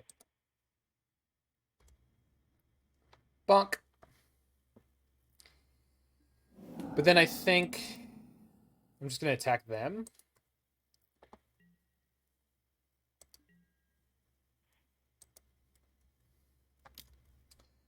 So they can trade their grist for my Dragon Rage Channeler, which I don't think works out for me.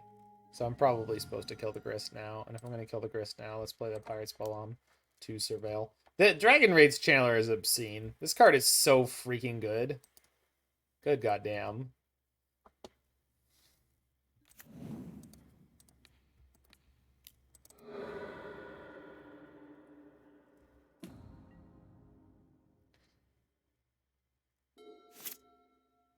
They have another land here they can cord for Yawgmoth. Which could be a problem. Although they're pretty low, so we'll see. They could just play Yawgmoth. They've had 2 cards stuck in their hand for a minute, so they're probably at least one of them good chances of Yawgmoth. So then they have 3 -1/-1 counters to work with. And they can attack me for... No, they won't be able to attack me because the young wolves are going to have summoning sickness if they wipe me out. I'm guessing they have a cord here, although I don't know what they're going to do with it. Could have bought back a hammer there, but I'm pretty sure I'm grabbing Obosh this turn. Or just playing Bonecrusher. Probably just playing Bonecrusher. Yeah, let's put on the heat here. Because I also am happy to get counters onto their young wolves, if they'll allow me to.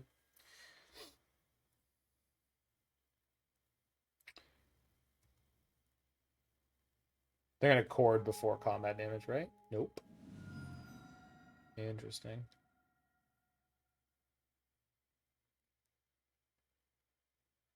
I mean, I can't stop them from doing anything with this. So post-combat, we'll just slash the wolf and play Bonecrusher.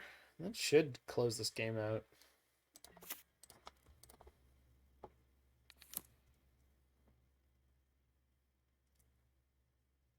Okay, here comes the cord. Or something. What are they going to cord for, though? I don't know. Like, 3 is not... Probably just Geralt's Messenger.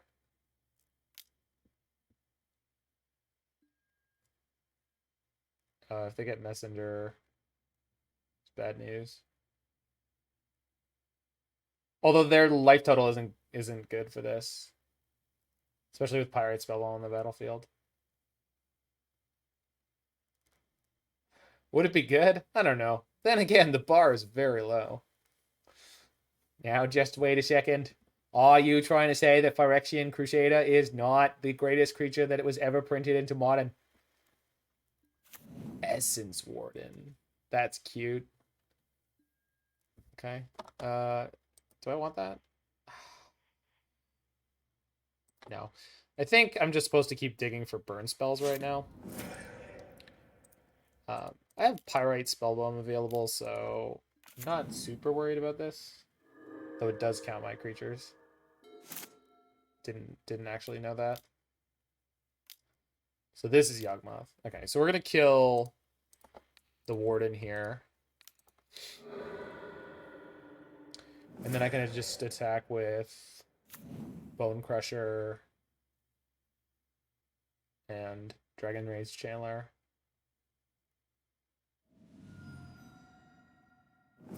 Oh, they're killing... Wait, what are they doing? Oh, they're shrinking my Dragon's Rage Chandler. That makes sense. I see. Do I want my hammer back here? I think I do. Because it kind of... Pedal to the metal, Commander. So what we should see here... I go attack, attack. They should go chump block with Young Wolf. Sack it to shrink your Dragon Rage Chandler. Unless... No, even... Geralt's Messenger doesn't kill me here. They did do it. Okay. They still end up taking 2. So they're at virtual 1. They've got 2 cards in hand. It's like Wall of Roots into... No, it's just like... Even double Undying Creature might not be good enough here. Just because they actually need to use their life total to kill my stuff. So, okay, that's good. It's good for them. It's not great for them. Okay.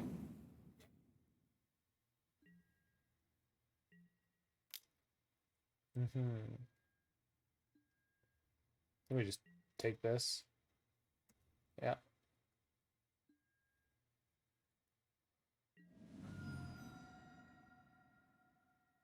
And I go attack with all now.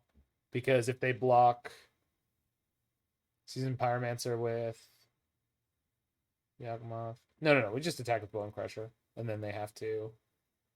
Well, we'll see what they do.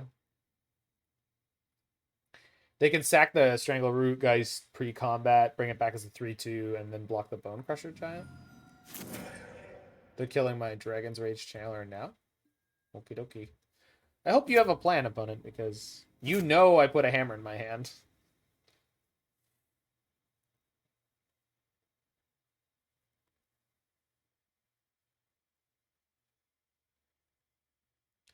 I wonder what they can draw. Essence Warden is... Oh, maybe like Zulaport Cutthroat. They had it earlier. Maybe they have a second one. They just need to go for it. I mean, yeah, I guess so. Like but I don't know what they could possibly draw because like their Zulaport's gone and their Essence Warden's gone, Georgia boy. So I just don't know that they have anything more. Like, I just literally don't know if they have another card they could draw to. No, I agree. I agree. I mean, obviously they should do everything they can to stay alive here. But like, even if they find the Cutthroat, I don't think it saves them anymore.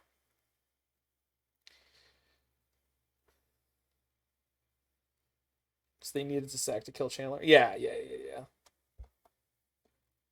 Well, and like I had the right amount of removal in the right spots too, right?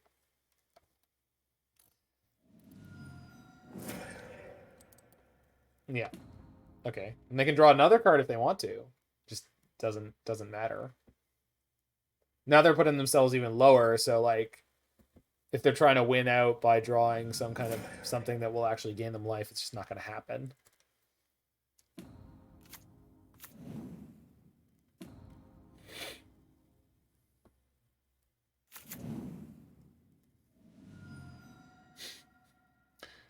Oops.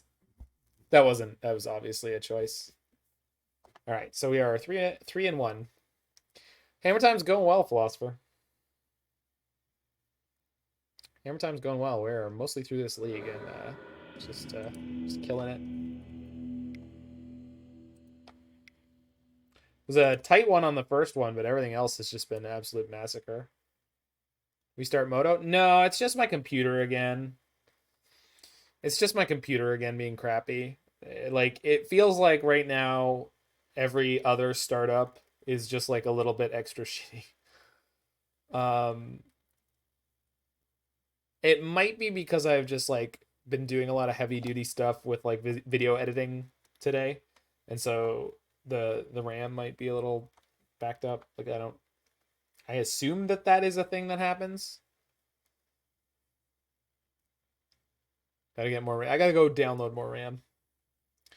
But it's not just how much RAM my computer has, because my computer's fine in terms of specs, but it's just a little bit old, so I assume it's getting a little worn out in different ways.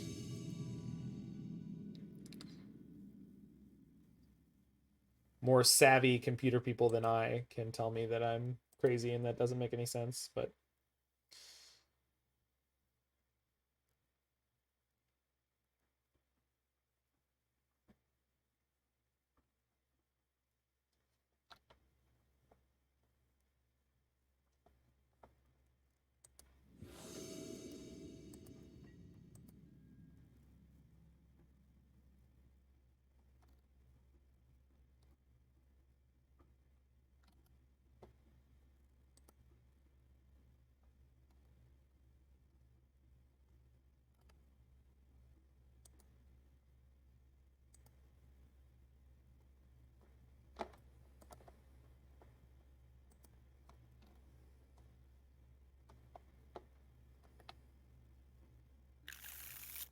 all right, so on the draw against MTGO Bazaar 4. Played against them a good number of times.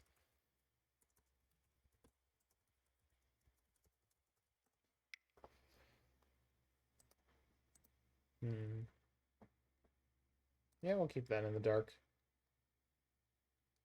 Opponent mults is 6.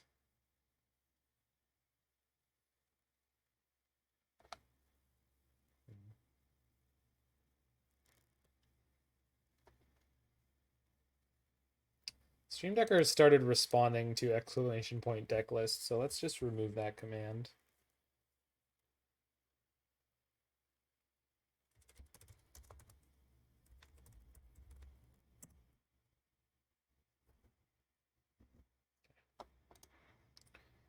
Good.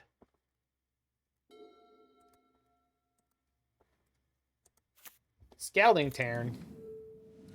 Hey, every game with the Scalding Tarns. Oh, okay.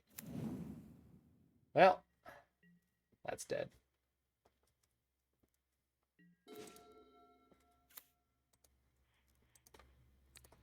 Whatever they're playing, I would prefer they didn't have the card selection. And then there's a reasonable shot they play something proactive next turn. And, I hadn't seen a mutagenic growth like all week, and I was really enjoying it. I was. Yep. You're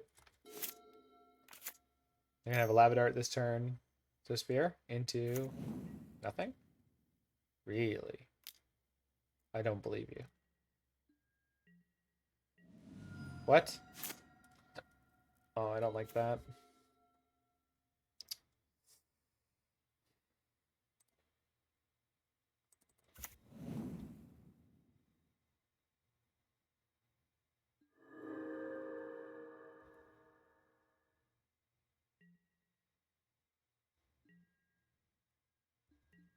Opt?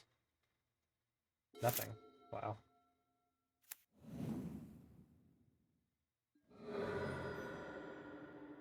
Still on 2 card types.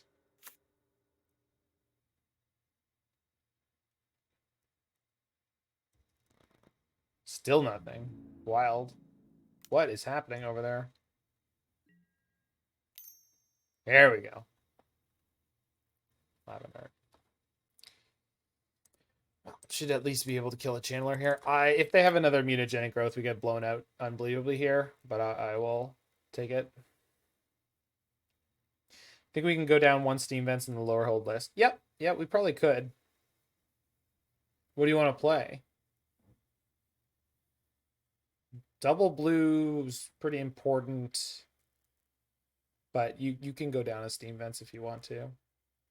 3 is certainly excessive with the Ragavan Triome and the Ketria Triome. I've just never felt like it's been a problem.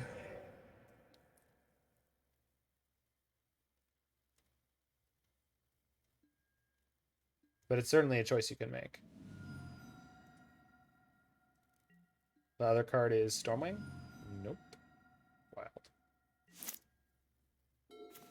Good draw.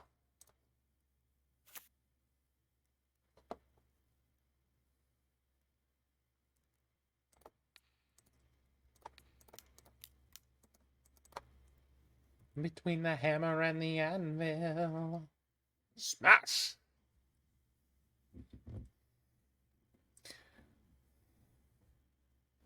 Hey, opponent. Rift Bolt.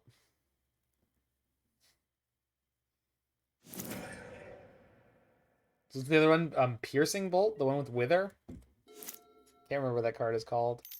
There's one with Proliferate.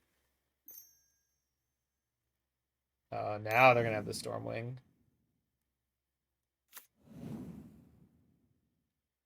Which is why I didn't play the Blood Moon there. I was like, they're going to have... Oh, no. No, nothing yet. They're digging. Wow. To make room for another white source? Yeah, that's definitely possible. Again, I've mentioned it before. I kind of would like to play a basic planes. But, it's one of those things that's just not...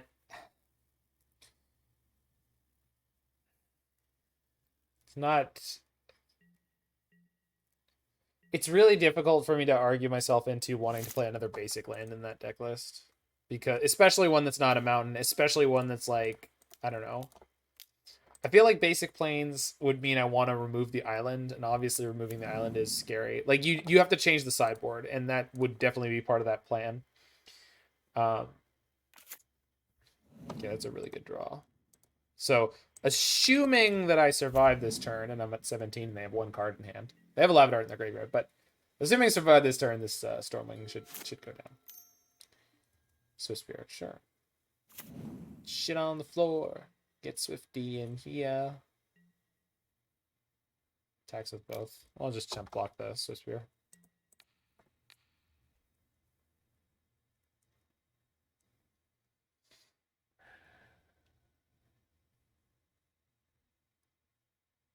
Opponent thought the nightmare was over when they ran into a deck that wasn't the food deck, but they were sadly mistaken. Lavadart, my elemental. They sacrificed a land for that? You had a 1/2 in combat. What are you doing? Pushing 1 damage? You're crazy. You're crazy, opponent. Good draw. I already have 4 card types. I want to save all my mana for burn this turn if I can. I guess I didn't have to do this way, but I think if they had mutagenic growth, they would have pushed it in the last turn. Maybe not. They would have gone full damage. Chandler, which is a 3/3 to block, which is great. Play Pyrite Spellbomb. Yar. Top that. Thank you. And attack for 2. Yeah, I just don't know what white source that would be, Phoenix. Could be a second Sacred Foundry. Could be... It probably should be a second Sacred Foundry. Especially with the prismatic endings now in the main deck. Like, that's a significant change. They have 1 card in hand. It wasn't the Lightning Bolt last turn. Spellbomb's is an onboard trick. I'm only taking 2 for this. It's fine. If the other card in their hand is Bolt, it's like kind of getting scary, but not really. They could put me to 7 with this if they have a Bolt. We still have, what, 3 more Radiant Fountains to draw to as well? It's kind of super hot.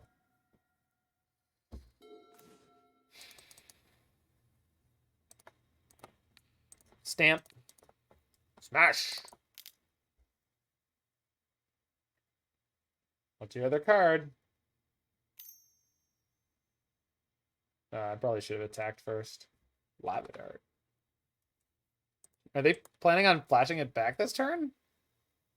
You're crazy. Okay. Go to combat? Alright. Is this what we're doing? Seriously? Nope.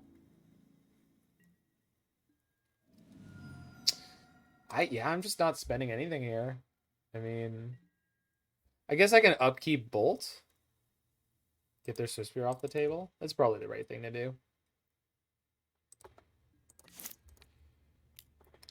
Like, the only way this goes sideways for me is if they draw Stormwing and then sack their mountain to Lava Dart me and play Stormwing, and that's really... I'm just not afraid of that at all.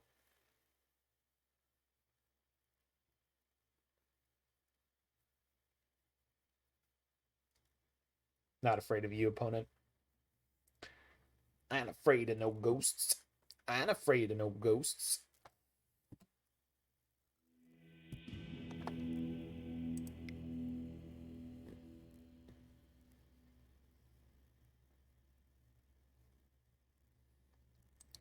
So I think Bridge is probably pretty good here. It's not like insane or anything, but it's good. And maybe Relic? Yeah, they're playing Dragon's Rage Channeler too. So all monkeys out for sure. Blood Moon's not very good. Just like a couple pillages maybe.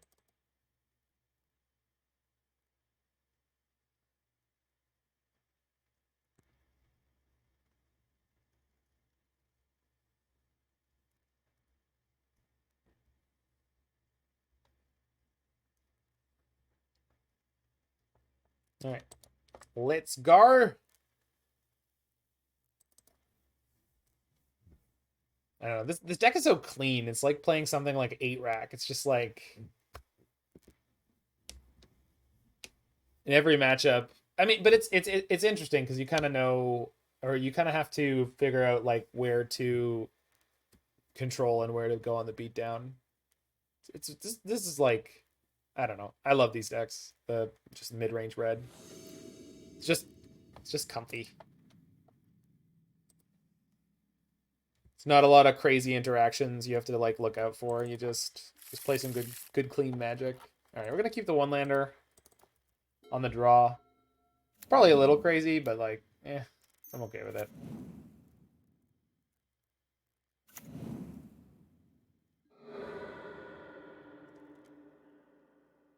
I choose not to worry.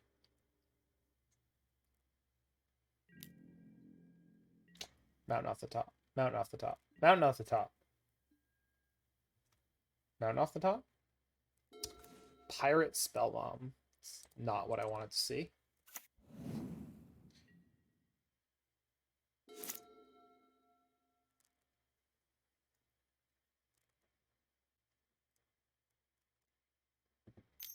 I have all the spells I need to be very much alive and win this game. So I just need to draw some lands. If they're on a one-lander, that helps. Urza's Saga sure is a Magic card. It sure is, Jake. Should I order mine in paper? I was going to do that tonight after the stream. I mean, like, do you really think it's going anywhere? I don't, but I know that's partially because I don't want to.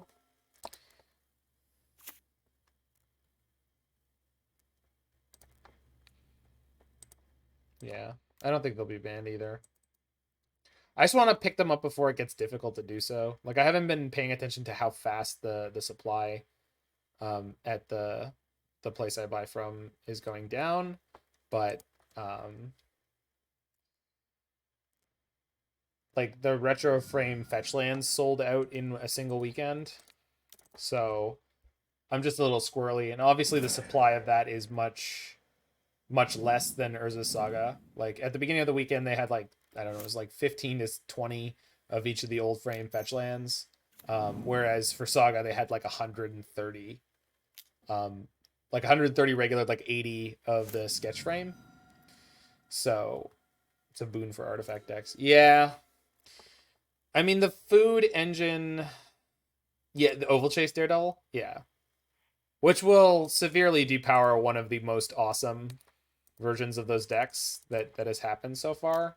But, I mean, the Saga will still be playable. It'll probably be still playable with Urza. Are they still whiffing over there? We didn't, but I guess we're playing 24 lands, and I doubt that they are. Okay.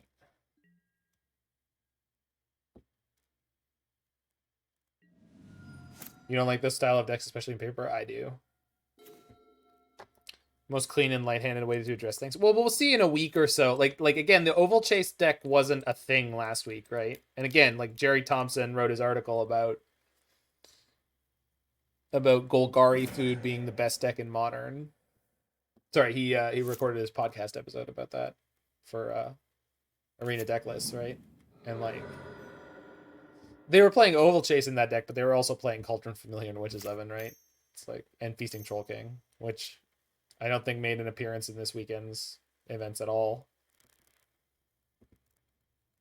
I'm not saying that deck is bad, it just seems less good than the new versions they found. So we'll see if not only that trajectory continues, but also if people are able to adapt to it. Like Wear Tear is such a house against those decks. Jesus Christ. And Stony Silence, man, I couldn't believe how good Stony Silence was against the Lantern decks, which obviously I should have, but like it's still one of those things that like Saga is just so hard to evaluate its impact on the battlefield, both on your side and their side, like until you really get used to it, that it's hard to know that like Stony Silence is just going to blank a whole deck sometimes. And that's the thing is like artifact decks have heavy-handed hate. Wow, they had to exile Manamorphose there. They played Iteration on the same turn they played a land, right? Which is not normally how you want to do that. Yeah. I think my opponent's a... What? I think my opponent's very experienced in their deck. I know I've played them before, and I think they were playing this deck before, so I'm a little confused at some of their sequencing choices here. There we go. So, no Lavadarts yet. Let's go Bonecrusher. Because this is... Some removal has to get pointed at that. And play Pyrite Spellbomb.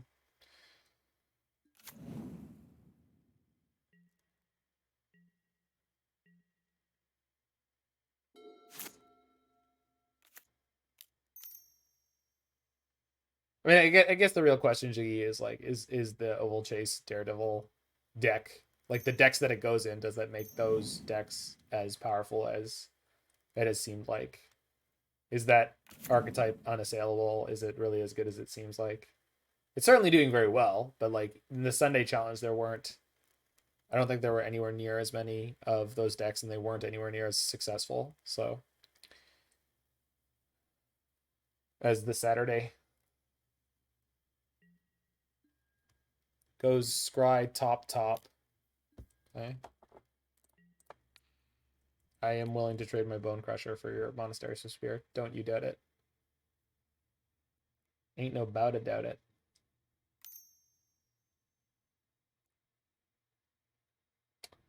I'm gonna flash it back. Nope. Okay. I'll go double Pyrite Spellbomb to take up a Storming if... Yeah, they have a Lavadart, but they need more. If they can protect this, I'm gonna die, but that was probably gonna be the case no matter what. If I had enough mana to cycle one of these relics before I did that, I would have, but I don't. So I'm not gonna bother exiling a single card out of their graveyard right now. It just doesn't matter. Versus the fact that I'm gonna pop this next turn. Bolt me. Okay. Another Stormwing. Shoot. Okay, so we got to draw removal off our relic. They went top last turn, so I'm assuming they have something else. We are mostly winning, Mike. We're playing Hammer of Bogardan in Modern. Speak of the devil. Oh, hold on. So let's see if they protect their Stormwing. They probably will. They didn't. That's so good for me. They have 1 card in hand. All right, better be a free spell. Between the hammer and the anvil.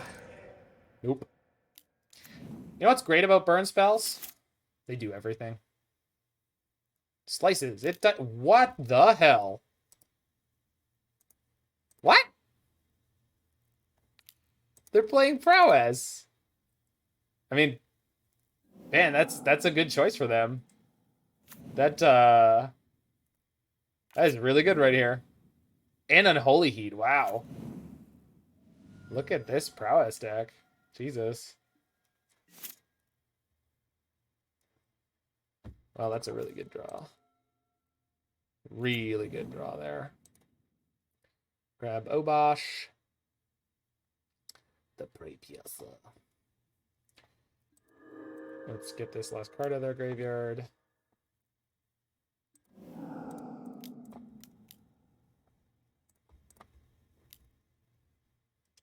Okay.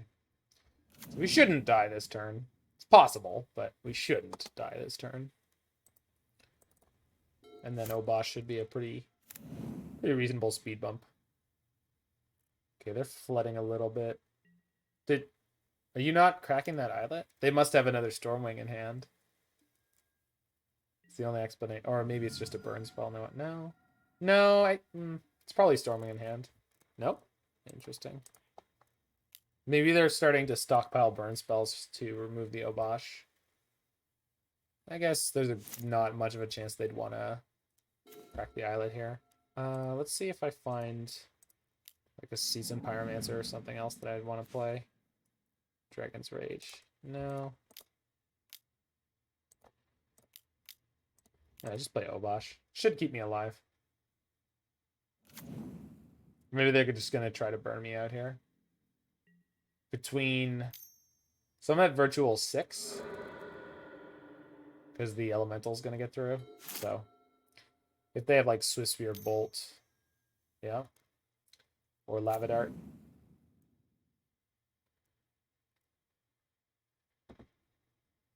We'll see whether or not they attack here is going to be.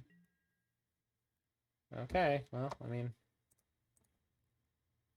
it's almost definitely more damage to block the Swift Spear than the Seasoned Pyromancer.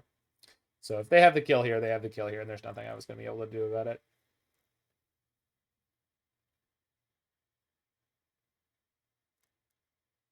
Yeah, so I have an upkeep stop on for this whole league, Larynx Punchworthy, because of Hammer of Bogardan doesn't have a trigger or anything like that. Like, you just have to do it yourself.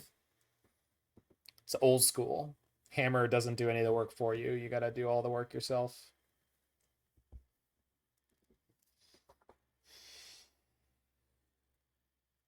We didn't have open mana.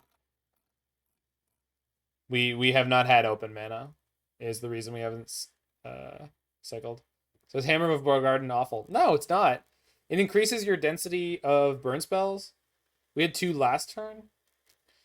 I guess I had the hammer in my graveyard, and so I didn't have mana this turn to use like the cards that I drew, Larynx. I guess what I could have done is played Dragon Rage Chandler plus another 2 like cheap, like 1 or 2 cheap spells or removal. Yeah, that may have been the better way to take this. In fact, it almost definitely was. So yeah, all right, I got you. Yeah, I get you. So they're trading here. That's fine. Should be able to get through this. Yeah, you're probably right, Larynx. I misevaluated the situation.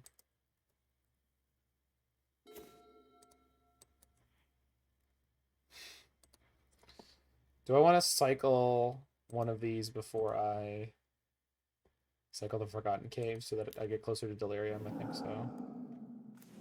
Oh, or I could draw that. So you play Channeler, cycle Cave, play Pyromancer, because this could draw me. Oops. Okay, good.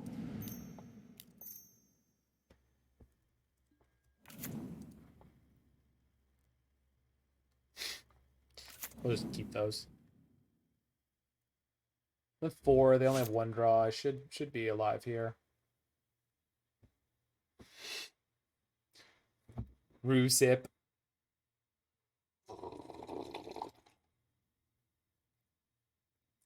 We are down 2 hammers already. Opponent plays Bloodstained Mire. Excellent. Everything's falling into place. Okay. I guess I can force them to spend all their mana before end step.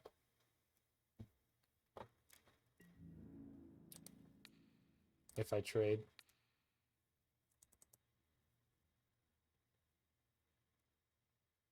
Am I supposed to do that? No. I don't want to give them the opportunity to use their mana. Seems like a misplay.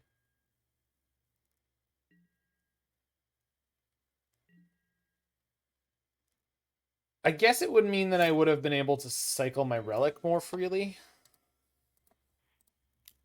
We'll see. 2 card type. Ooh, wow. Okay. Man, this thing is so busted. Oh my god, it's so good. It's guaranteeing that I'm not drawing blanks with my Seasoned Pyromancer. Alright. Guess I'm not attacking with Dragon Rage Chandler. Yeah, just attack with Seasoned Pyro. Play the second one. We'll put Forgotten Cave into play. Mo mana, mo better. Oh, yeah, so there was a few days back we were talking about what card is it that people always play that card and then rip into more of that card? It's Seasoned Pyromancer. That was the card. It wasn't Remand. It wasn't Manamorphose. The other day I was like, what was that card that like every time someone plays it, like one of the next things that they play is another one of the same card, and it's Seasoned Pyromancer. Because I remember when Image 2 came out, we started like actually playing with the card, and it was like, holy crap, this thing is so good. Reliquew?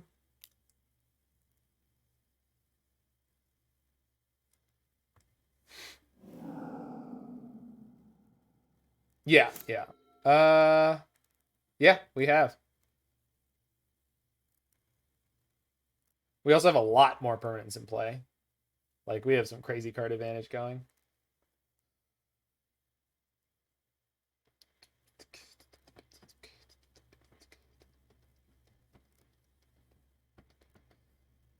They must eventually draw a Dragon's Rage Chandler and feel really sad, right? That has to happen at some point. They're going to find one eventually and just be like, oh no, sadness. Unholy Heat, my Seasoned Pyromancer. Okay.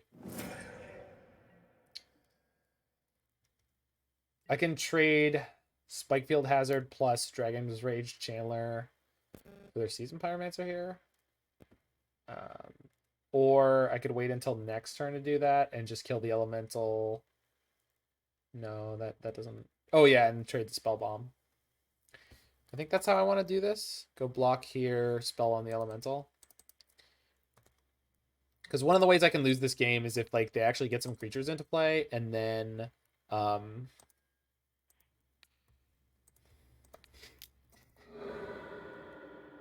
also like rip into a burn spell. So I think this makes sense. It looks a little crazy, but I think this makes sense with the way I actually could lose this game.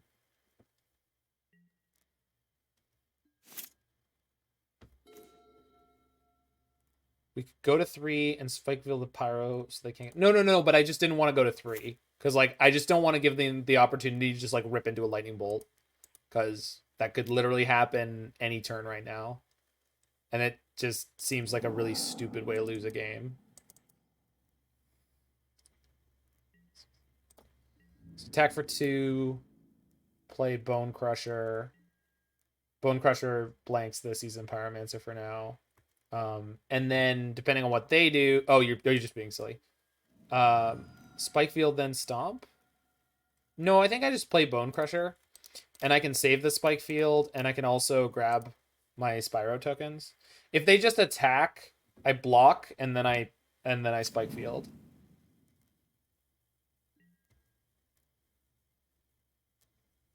Like if they're just like suspicious, Aloysius, like, yo, just attacking. Don't mind me. Just coming on through here.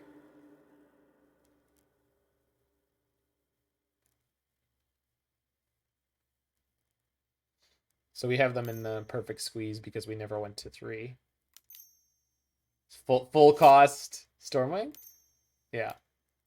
Yeah, it is. Okay. That's a little scary.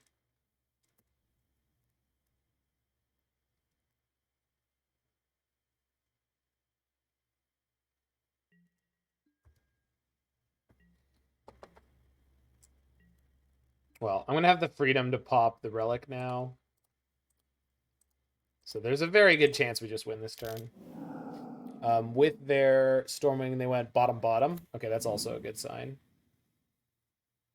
I mean, they don't need to draw much to win this, but that's a great draw. All right. We just shove here. I've got plenty of resources. Full court press. I don't know. You deal with this. Don't go to 3, or do. I don't care.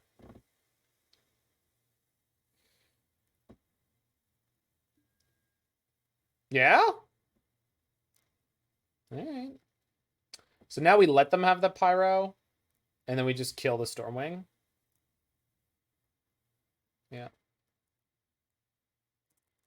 Oh, boy. Oh, boy.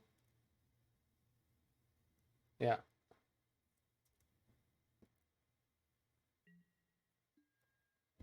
So, Stomp and Spikefield. So I have 4, 5, 6, 7, 8 mana. So Stomp, Bonecrusher, Spikefield, and Relic.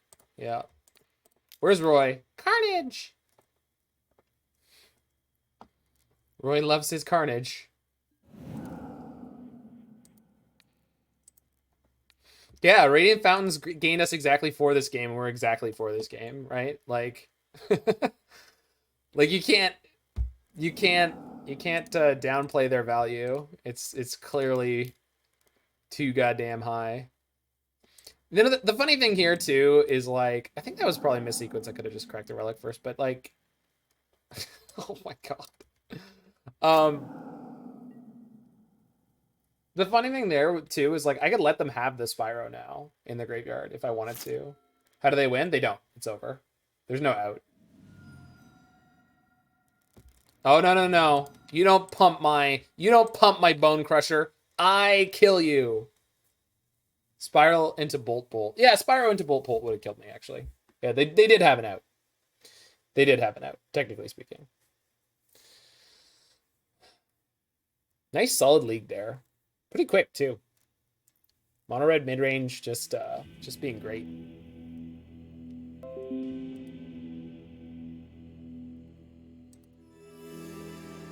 So yeah, how were the hammers, I guess, is the question everyone's going to be asking. I mean, they were part of this 4-1 run with a fantastic deck. If I have to be honest, I mean, other than one game where it was kind of silly, Hammer of Bogardan was better than Ragavan.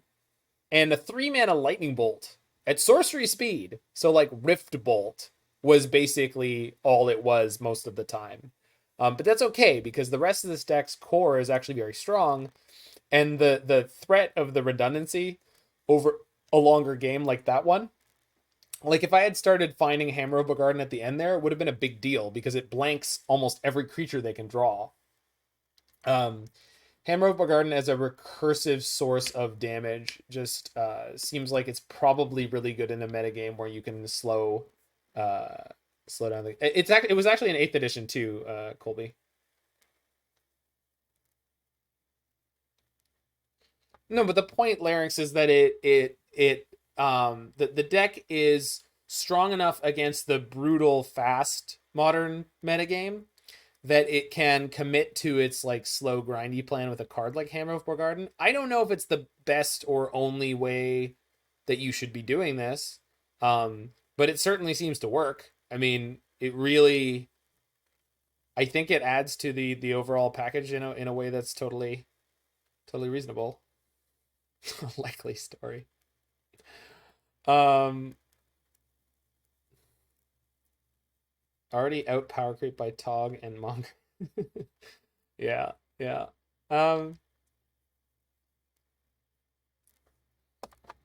it's got a fantastically badass art. I mean, look at that thing. It's amazing. Yeah. I mean, Bonecrusher Giant continues to be great. Is Pyrite better than the Seal of Fire here? Absolutely. Because it is an answer for creatures with pro red. And that is definitely something you're going to want. Sanctifier on Vec is all over the place. I'm sure Oriok Champion will make its return someday. The Kithkin Burrented Forge Tender is a pain in the ass from those kind of decks. Keeping Goyf smaller, if possible, is a consideration. Well, like, the match we lost to Shadow, I think that was the one we lost. It really, like, once you get into the post board against those decks, these decks used to run Relic main, or at least they did sometimes. And so if you feel like you're in like a Goyf heavy metagame, maybe. The thing is, the food deck invalidates Goyf so hard. I feel like Goyf's stock is really low right now. So I'm not convinced that you want to worry too much when you're building your deck about Tarmogoyfs. Although if you're playing a red deck, like obviously you should. Soulscar Mage is another consideration. That was something at the beginning of this league that I wanted to comment on, and I guess I forgot about this. Ragavan versus Soulscar Mage. I mean, it's probably heresy to suggest that Ragavan might not be the best thing you can be playing, but for this deck, it might not be. We did, like, quote unquote, like, just steal a game by playing Turn 1 Monkey and attacking with it every turn, but realistically speaking, I'm just not sure. I'm not sure you need to be playing 4 of them.